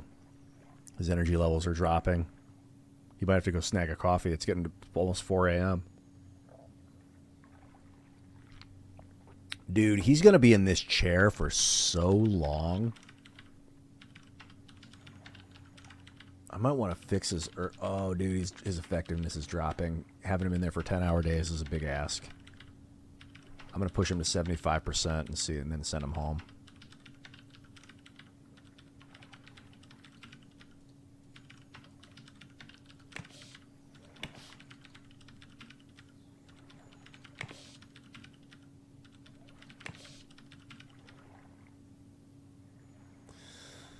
Yeah, he's staying late. It's 4:30. I don't know. I wonder if it's too early to hire a programmer.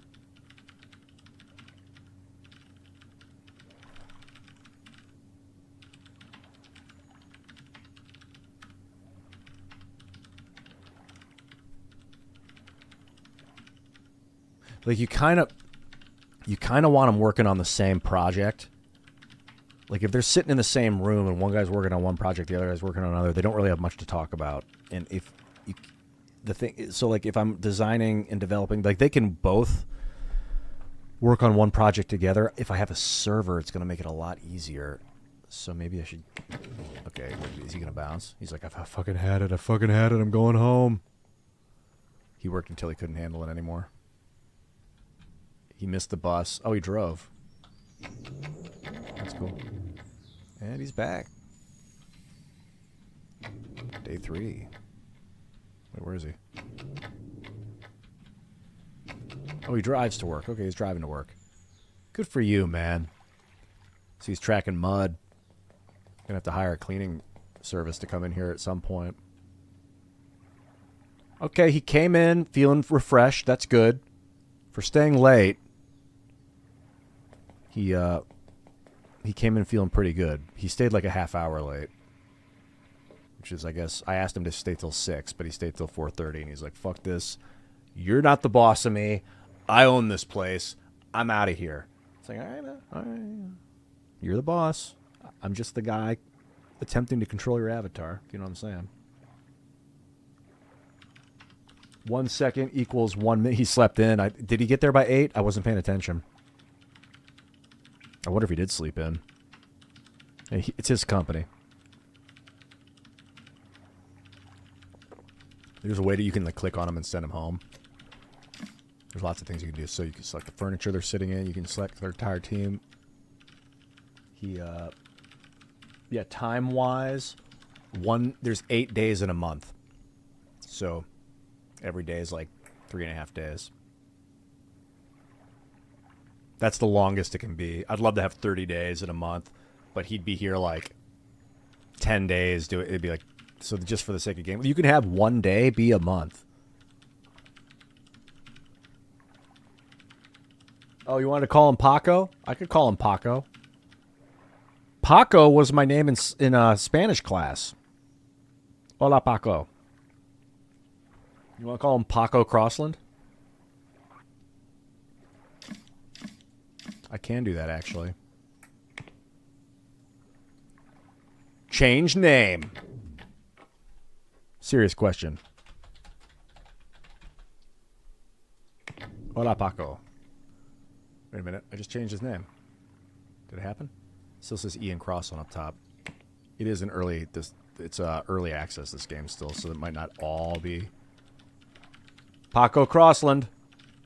Parentheses, Ian Crossland. I guess they want me to remember who he used to be.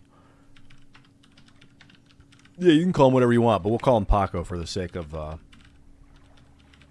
design and development. This contract's looking pretty good. I mean, for 3 days... So he's basically working half a month on this one contract. Like, that's the thing about this game. You pick up contracts, it's just good money. But you don't own any of the IP. If you really want to break out in this game, if you really want to break into it all, you got to design something. And this is like the meat and potatoes, like the bread and butter. This is it. It's this button right here, develop software. This is where you're like, what am I going to develop? As he's coding, I'll look into this stuff. So what do you want to build? You want to build an operating system? Start from the top? Like, if we're really going to go all the way, if I had like $300,000, I could hire 5 programmers and 3 designers and an artist and build an operating system in a reasonable amount of time. Could do that. Infrastructure. I don't have that kind of money. I've got like $24,000. I don't have the money to hire the programmers to build this operating system. It would take a long time to build an operating system. And I'd just be money. Every month I'd be just hemorrhaging money. So, but it's like I'm already in a race. So like, I think we can look at research, for instance. Oh no, we're not doing any research here. You want to look at like project management? That's cool. Haven't looked at this yet. Project management.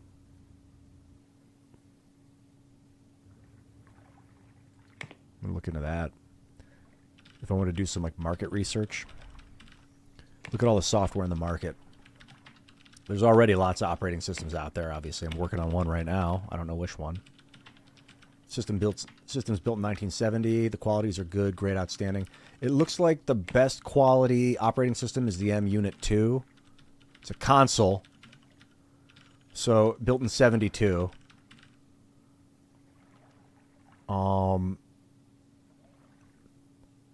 Built by Trinist Enterprise. It's an older operating system. It's only got 5,400 people using it, but it's very high quality. It's old, so it probably doesn't have a lot of features. I don't think you can. I don't know if you can make the code open source. If you own the IP, you can do whatever you want with it. Let me see here. So if I did say I'd wanted to build an operating system for the computer, and I will be designing for the computer, not for consoles. I mean, you can port your games onto console. Like if I was building a game, build like an RPG, for instance, which I will be building, make it an original IP. I don't have any IP to like build off of. Like if I want to make Pitfall or something, it's 1980. Remember, SCM. This is your source control management. I'd have to put that on a server.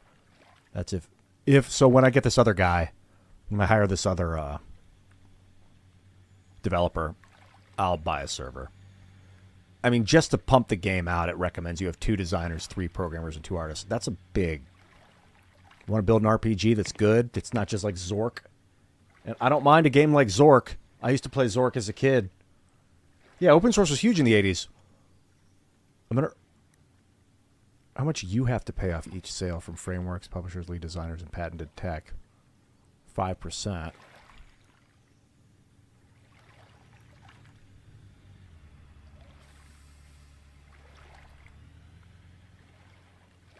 Got to pay.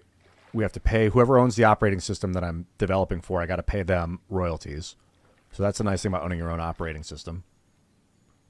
Frameworks, publishers. I'm using another, game engine. Like if I want to build a game engine, I have to build the editor. I could build a 2D editor. That's a nice thing to start with, actually, an editor.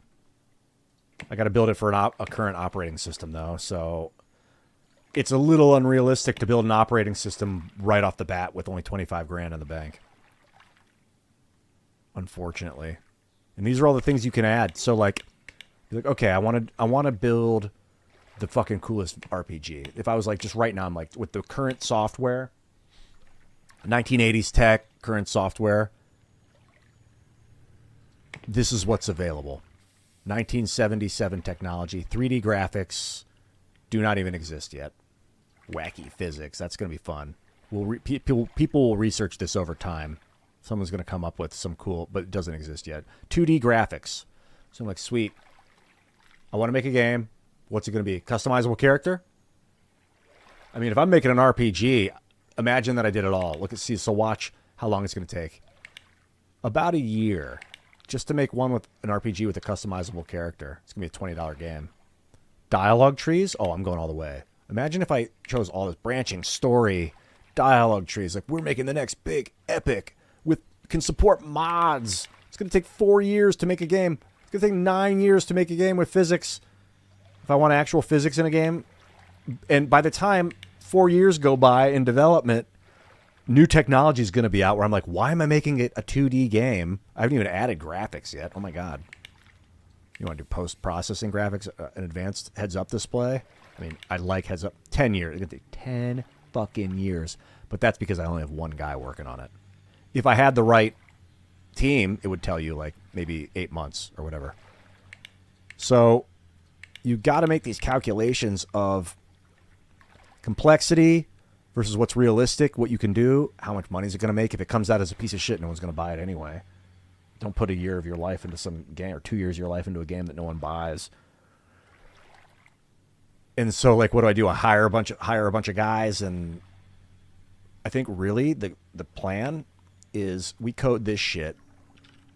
We do 8 contracts, 10 contracts, get like $100,000 in the bank. I want to hire a guy before I do 8 contracts. I feel like if I get another guy, we can double our output. I'm going to be paying him like $4,000 a month, and we'll be pumping out an extra $40,000 a month. A third employee is going to be a bit much for us right now. But the idea is we bank about $100,000, and then we just go all in on a game. I don't know. Maybe we go all in on the editor, and we're like, you know what? We are a game development company. Buy our fucking game engine. We'll build a 2D game engine. I mean, we can make it as badass as we want. It's not super complicated. And then people will lease the game. If it's a really good game engine, people will use it.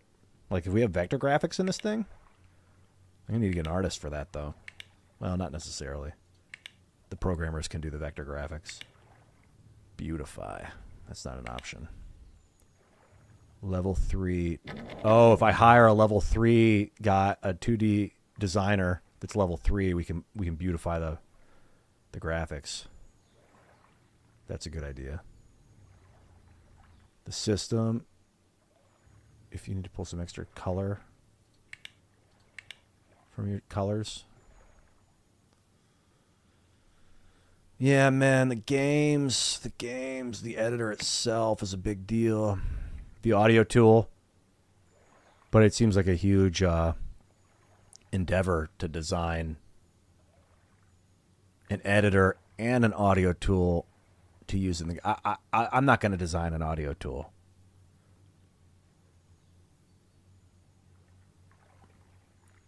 Oh, that's funny.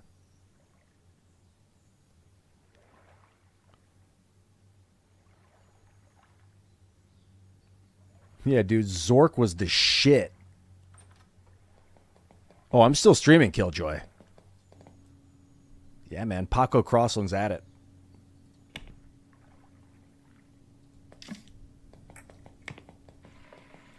He is currently developing. He's programming.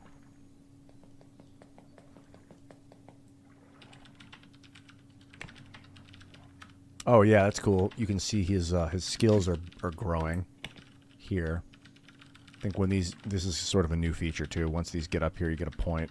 You improve your level up a little bit, which is, I guess, to level 3. His base skill's at 2.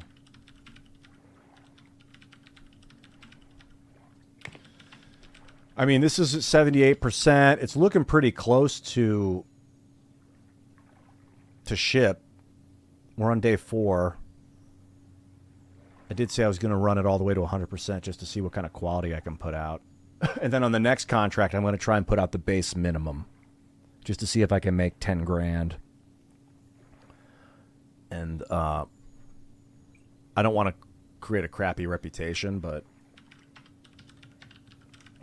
just for testing, I'll push it out as fast as possible. This one's going out as high quality as possible. Probably taking an extra... Each day's 3.5 days. Is an extra week of work to get it out at top level.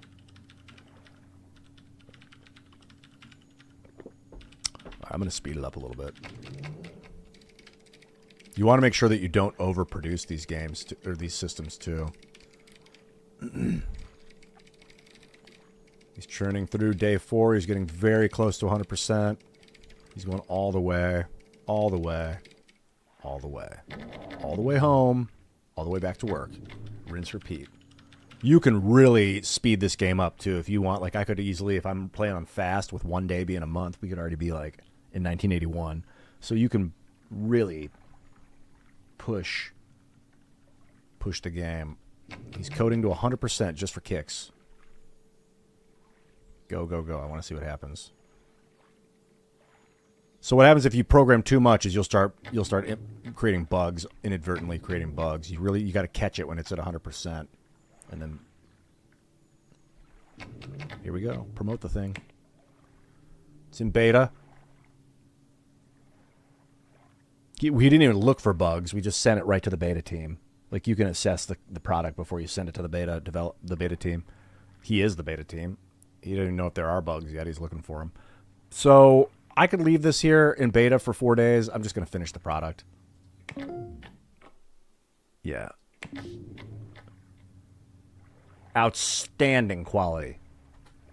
That's what I'm talking about. Just made $11,000 in about 18 days. The company is solvent. We're $7,000 up from where we started. If we really wanted to play the game as a contractor, you could just be a contractor and do contract work the entire time. Maid service? Maid service isn't a bad idea, but it's just him alone in his garage right now. It's another expenditure that I don't really want to go into right now. You're right. Paco Crossland is not a beta. He sat there and he looked at the screen and he was like, beta? I'm not a beta. Get this out of my face. Paco is the alpha, dude. And the omega. I'm going into another contract. There's no point in wasting time. And see, contracts don't last forever, I think they refresh every week. So if you put out a bunch of crappy ones, you might run out of contracts.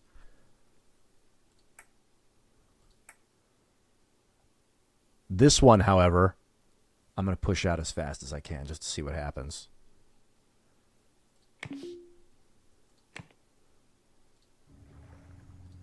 That's good. See, in the star, you see the green on the star? Reputation improved a bit because I put out an outstanding contract quality. Net worth of $11,000.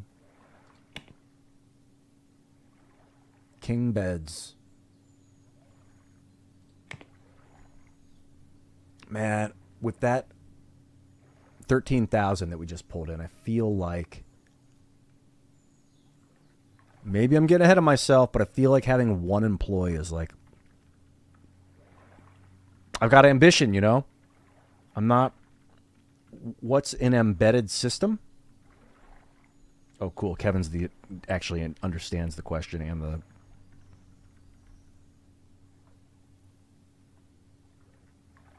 It's a converted garage.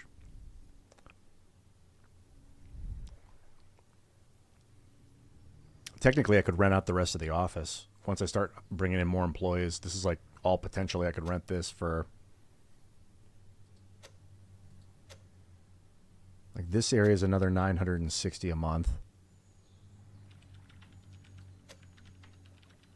Like, dude, so it's only costing me $1,900 a month. That's 8 days. I just pulled $13,000 in 5 days. 4 days, technically. Roughly 5 days, something like that. Monthly profits are in the red. But expenditures are looking good. Mood's up, skills up. You know, if I get another employee,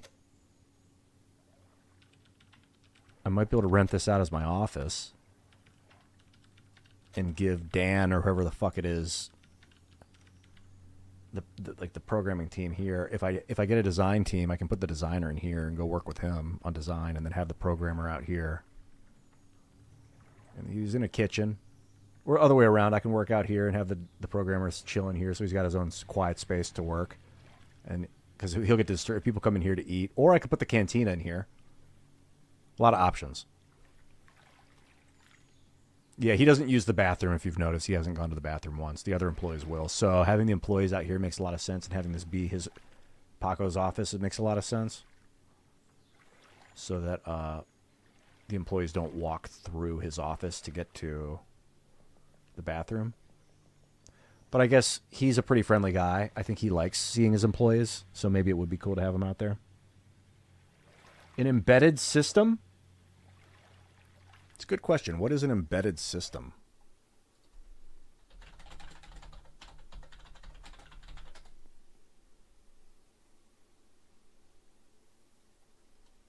Here's the answer. An embedded system is a combination of computer hardware and software designed for a specific function, often operating with a larger mechanical or electronic system. These systems can be programmable or have a fixed functionality. So essentially, it's a program that works on a specific piece of hardware. So they're like, I have a machine. Can you build me a system that works on that machine particularly? And that's what they're contracting me to write. I'm writing the software code that will cause the program to run on that machine. Most likely in the instance of this game. Hey, where's my game? There it is.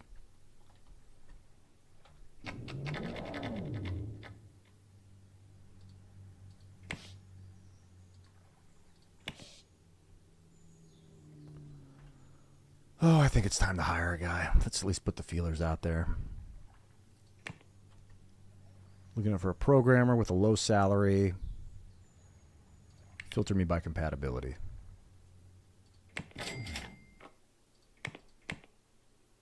Samantha Chang. She's also generous and optimistic. She's a fast learner. She also gets stressed. Doesn't like rainy days. And she's not too worried if she has to piss or gets hungry. She's pretty good. She's also a 2D and programmer. Which is exactly what I'm looking for. And she programs audio. I'm just looking at compatibility. Who else do we have here? She's a little expensive, though. He is independent. He's also generous and optimistic, just like Paco. He's independent, less affected by social needs, and modest. Below average salary requirements. That's nice to see. Not if he drags in more dirt, gets stressed more easily. He's a slow eater, and he's a neat freak. But he's not as good. They don't have as much experience. What's she? She's also generous and optimistic.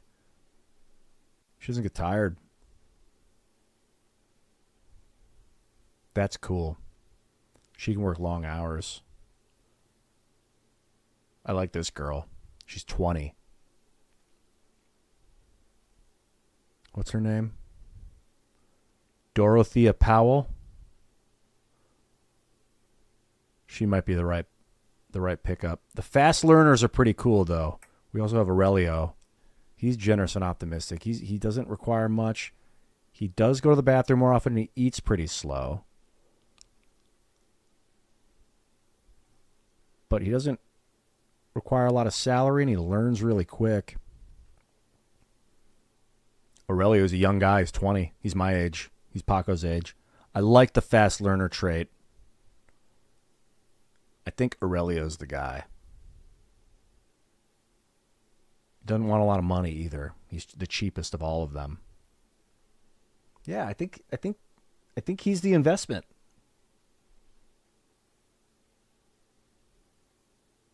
You wanted Debbie Fields, the big brain? Wow, she's got a lot of abilities. She's also a designer. No joke, she's awesome. The big brain, no specialization point limit in main role. Dude, she's great. I guess I should pop through everybody. She's got design abilities. That's what makes her great. Like, she's a really good first hire because she can help me design these programs. Funny that you said I choose Debbie without even knowing what she had, what skills she had, Tony, but you actually might be right. Yeah, cheap is not necessarily better. She wants a little bit more. I mean, it's $400 a month. We can earn that in 5 hours of work, you know, if we're doing these $12,000 contracts. She's awesome. She doesn't do 2D systems, doesn't do program 2D stuff, though, so if I start working on games, I'm going to need to hire a 2D programmer.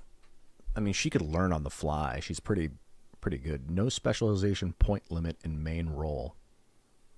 So she can specialize all the way up. Oh, this is just her specializations, so she learns faster. She learns systems faster. She learns audio faster. I see. Okay. And then her abilities are... Let's see if I can actually see her programming. So I'm fighting newbies. They're not super skilled. See, her programming is not that high. But she can learn fast. She's a fast learner. Whereas, like, she's pretty good.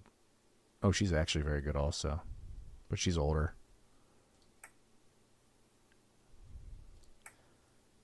All right. The first hire. We're making it. I like this.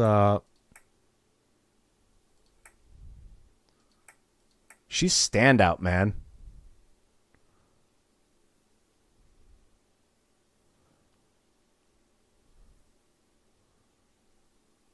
I'm hiring her. Debbie Fields. I didn't look down the list, though. There's others. Florence. Marissa.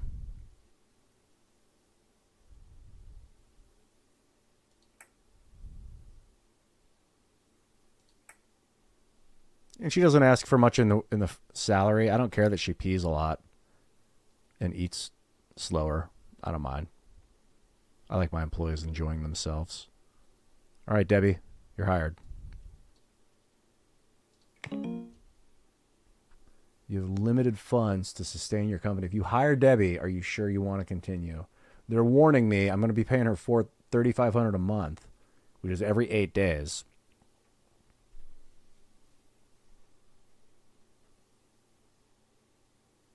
They're right. I mean, it's an expensive investment, but I feel like we can churn out 4 contracts a month instead of 2. That's another $24,000 a month. Dude, she's going to pay for herself. Let's go for it. Hired. She'll be here tomorrow. Oh, I think she misses the first day of work. Oh, she got in. Okay, she's here. I need to get her a desk.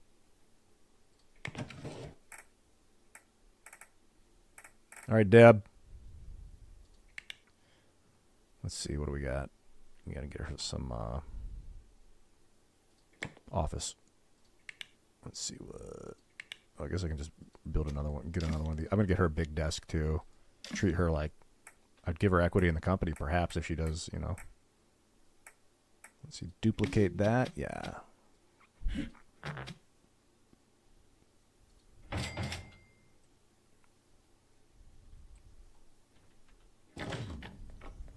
Where's she going? I'm going to sit down. Debbie, join me. Oh, I got to give her access to this computer, I think. Debbie, that's your computer. And this is your chair. We'll say this is Paco's computer, and this is Paco's chair. I think that's all I need to do. Here she goes. Oh yeah, there's peripherals you can purchase for the stuff too. So if I'm looking at function, computer, decorations, why don't we get like a plant or something? I think we can do that. Make the office look a little nicer. Like right here maybe.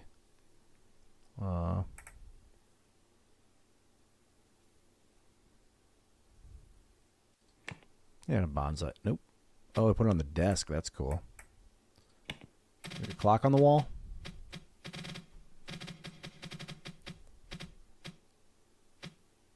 Yeah, above the coffee maker. And a big plant. Let's see. What's this? Oh, that's funny. You can put your name outside. No, not that. I'm still getting used to this. This has to be placed indoors. No, don't buy it. Oh my God, so many buttons.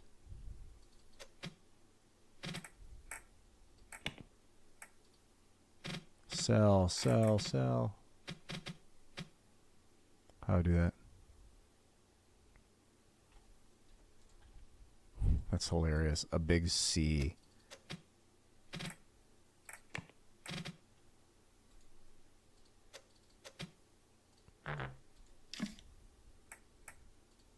I think you get full refund if you haven't unpaused the game.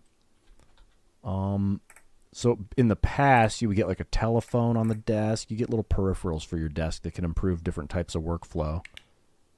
Let's see what that entails now. Manufacturing, coffee. We're good. Vending machine, mini fridge. I might want to get a vending machine at some point. It's got to be indoors though. A shower. You get people can shower at work. That's pretty cool. Yeah, a phone.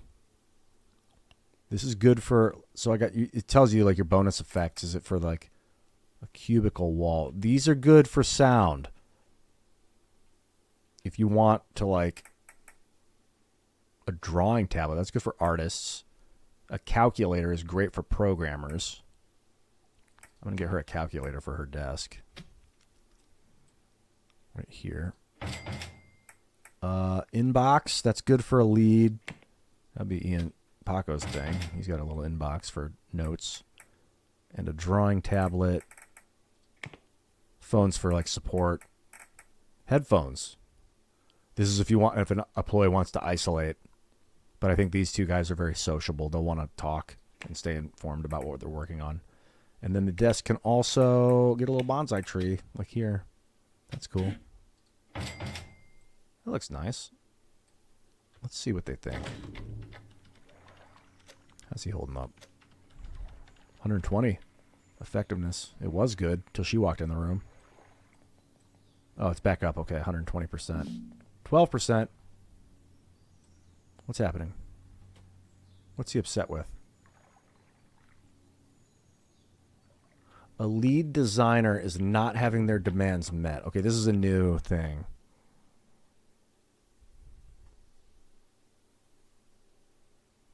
Let's look at the team. We got 2 employees.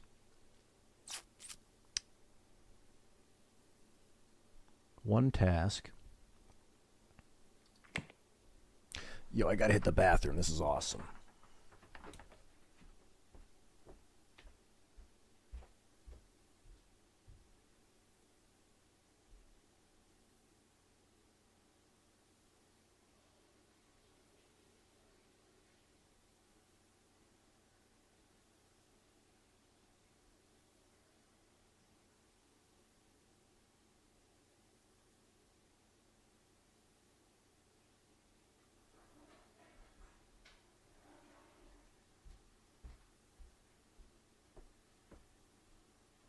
I think what I got to do is get them a server so that they can actually work alongside each other, because right now I think they're trying to work on a project that's impossible to work on. So that would mean that this thing's got to go. And I can get a server. Nope, I got to buy the server. Product printer, no, I want server. So what is this? Just a little guy. It is loud. And I need it on a table. Oh, I can put it on I can put it on her desk. That's hilarious. All right, Debbie. You got space. You cool with that? Work next to the server. See what happens now. So we got it's called server 0. Let's call it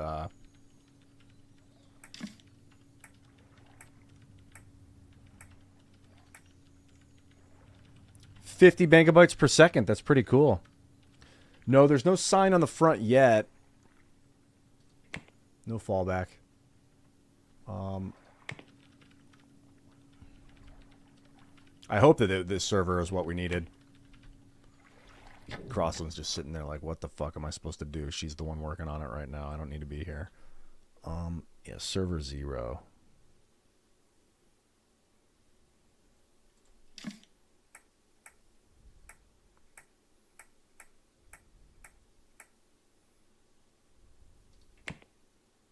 Server management. Can I look at this? to, we'll assign the lead. It's going to be Crossland. Always. And we will assign this team. What's that do? Okay, he was the lead.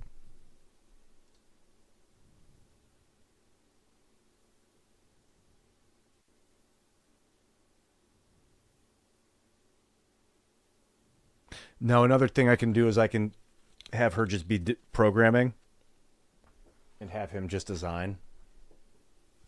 But I think it's cool that they're both designing together. What does this do? What are his needs? Why does it say that?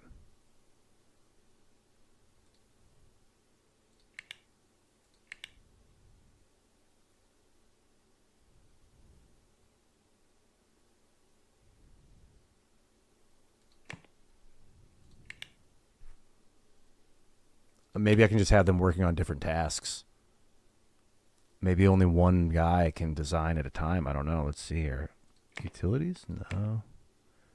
Servers.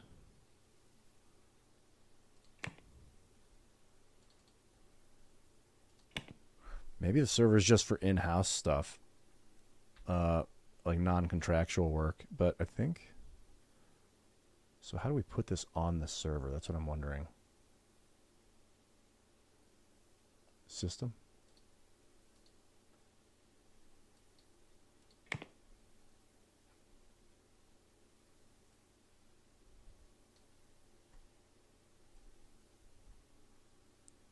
Unqualified. What does that mean? Ah, this is different than the way the game used to be, so I'm still kind of...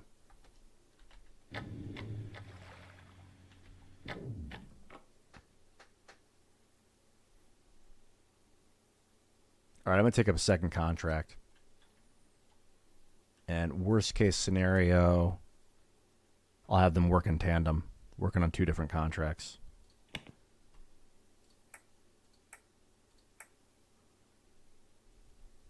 See, here's where you can put it on the server. The SCM, Source Control Management.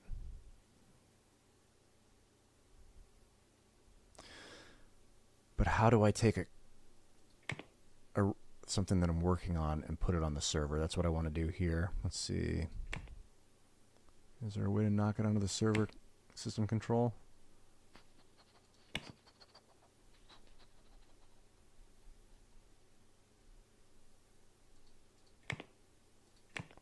Always on server 0. Development all goes on server 0.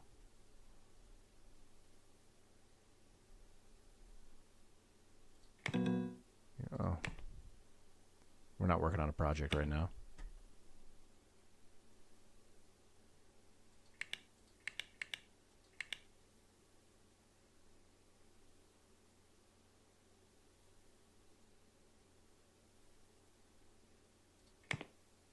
All right, I'm just going to pick up a second work, some second work, put it on the server. Let's see what they do with this. Sometimes it stresses him out to be working on 2 different projects, but he's working. Not effectively.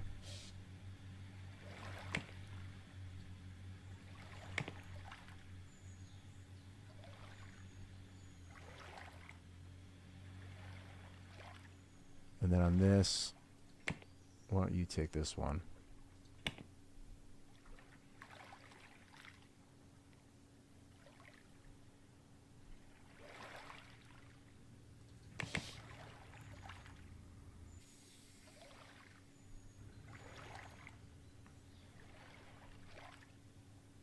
And then what happens is if his needs aren't getting met, you can see his stress levels are building.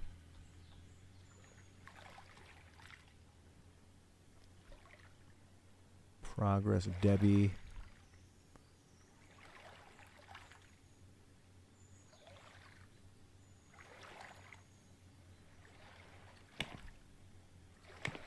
All right, you take over.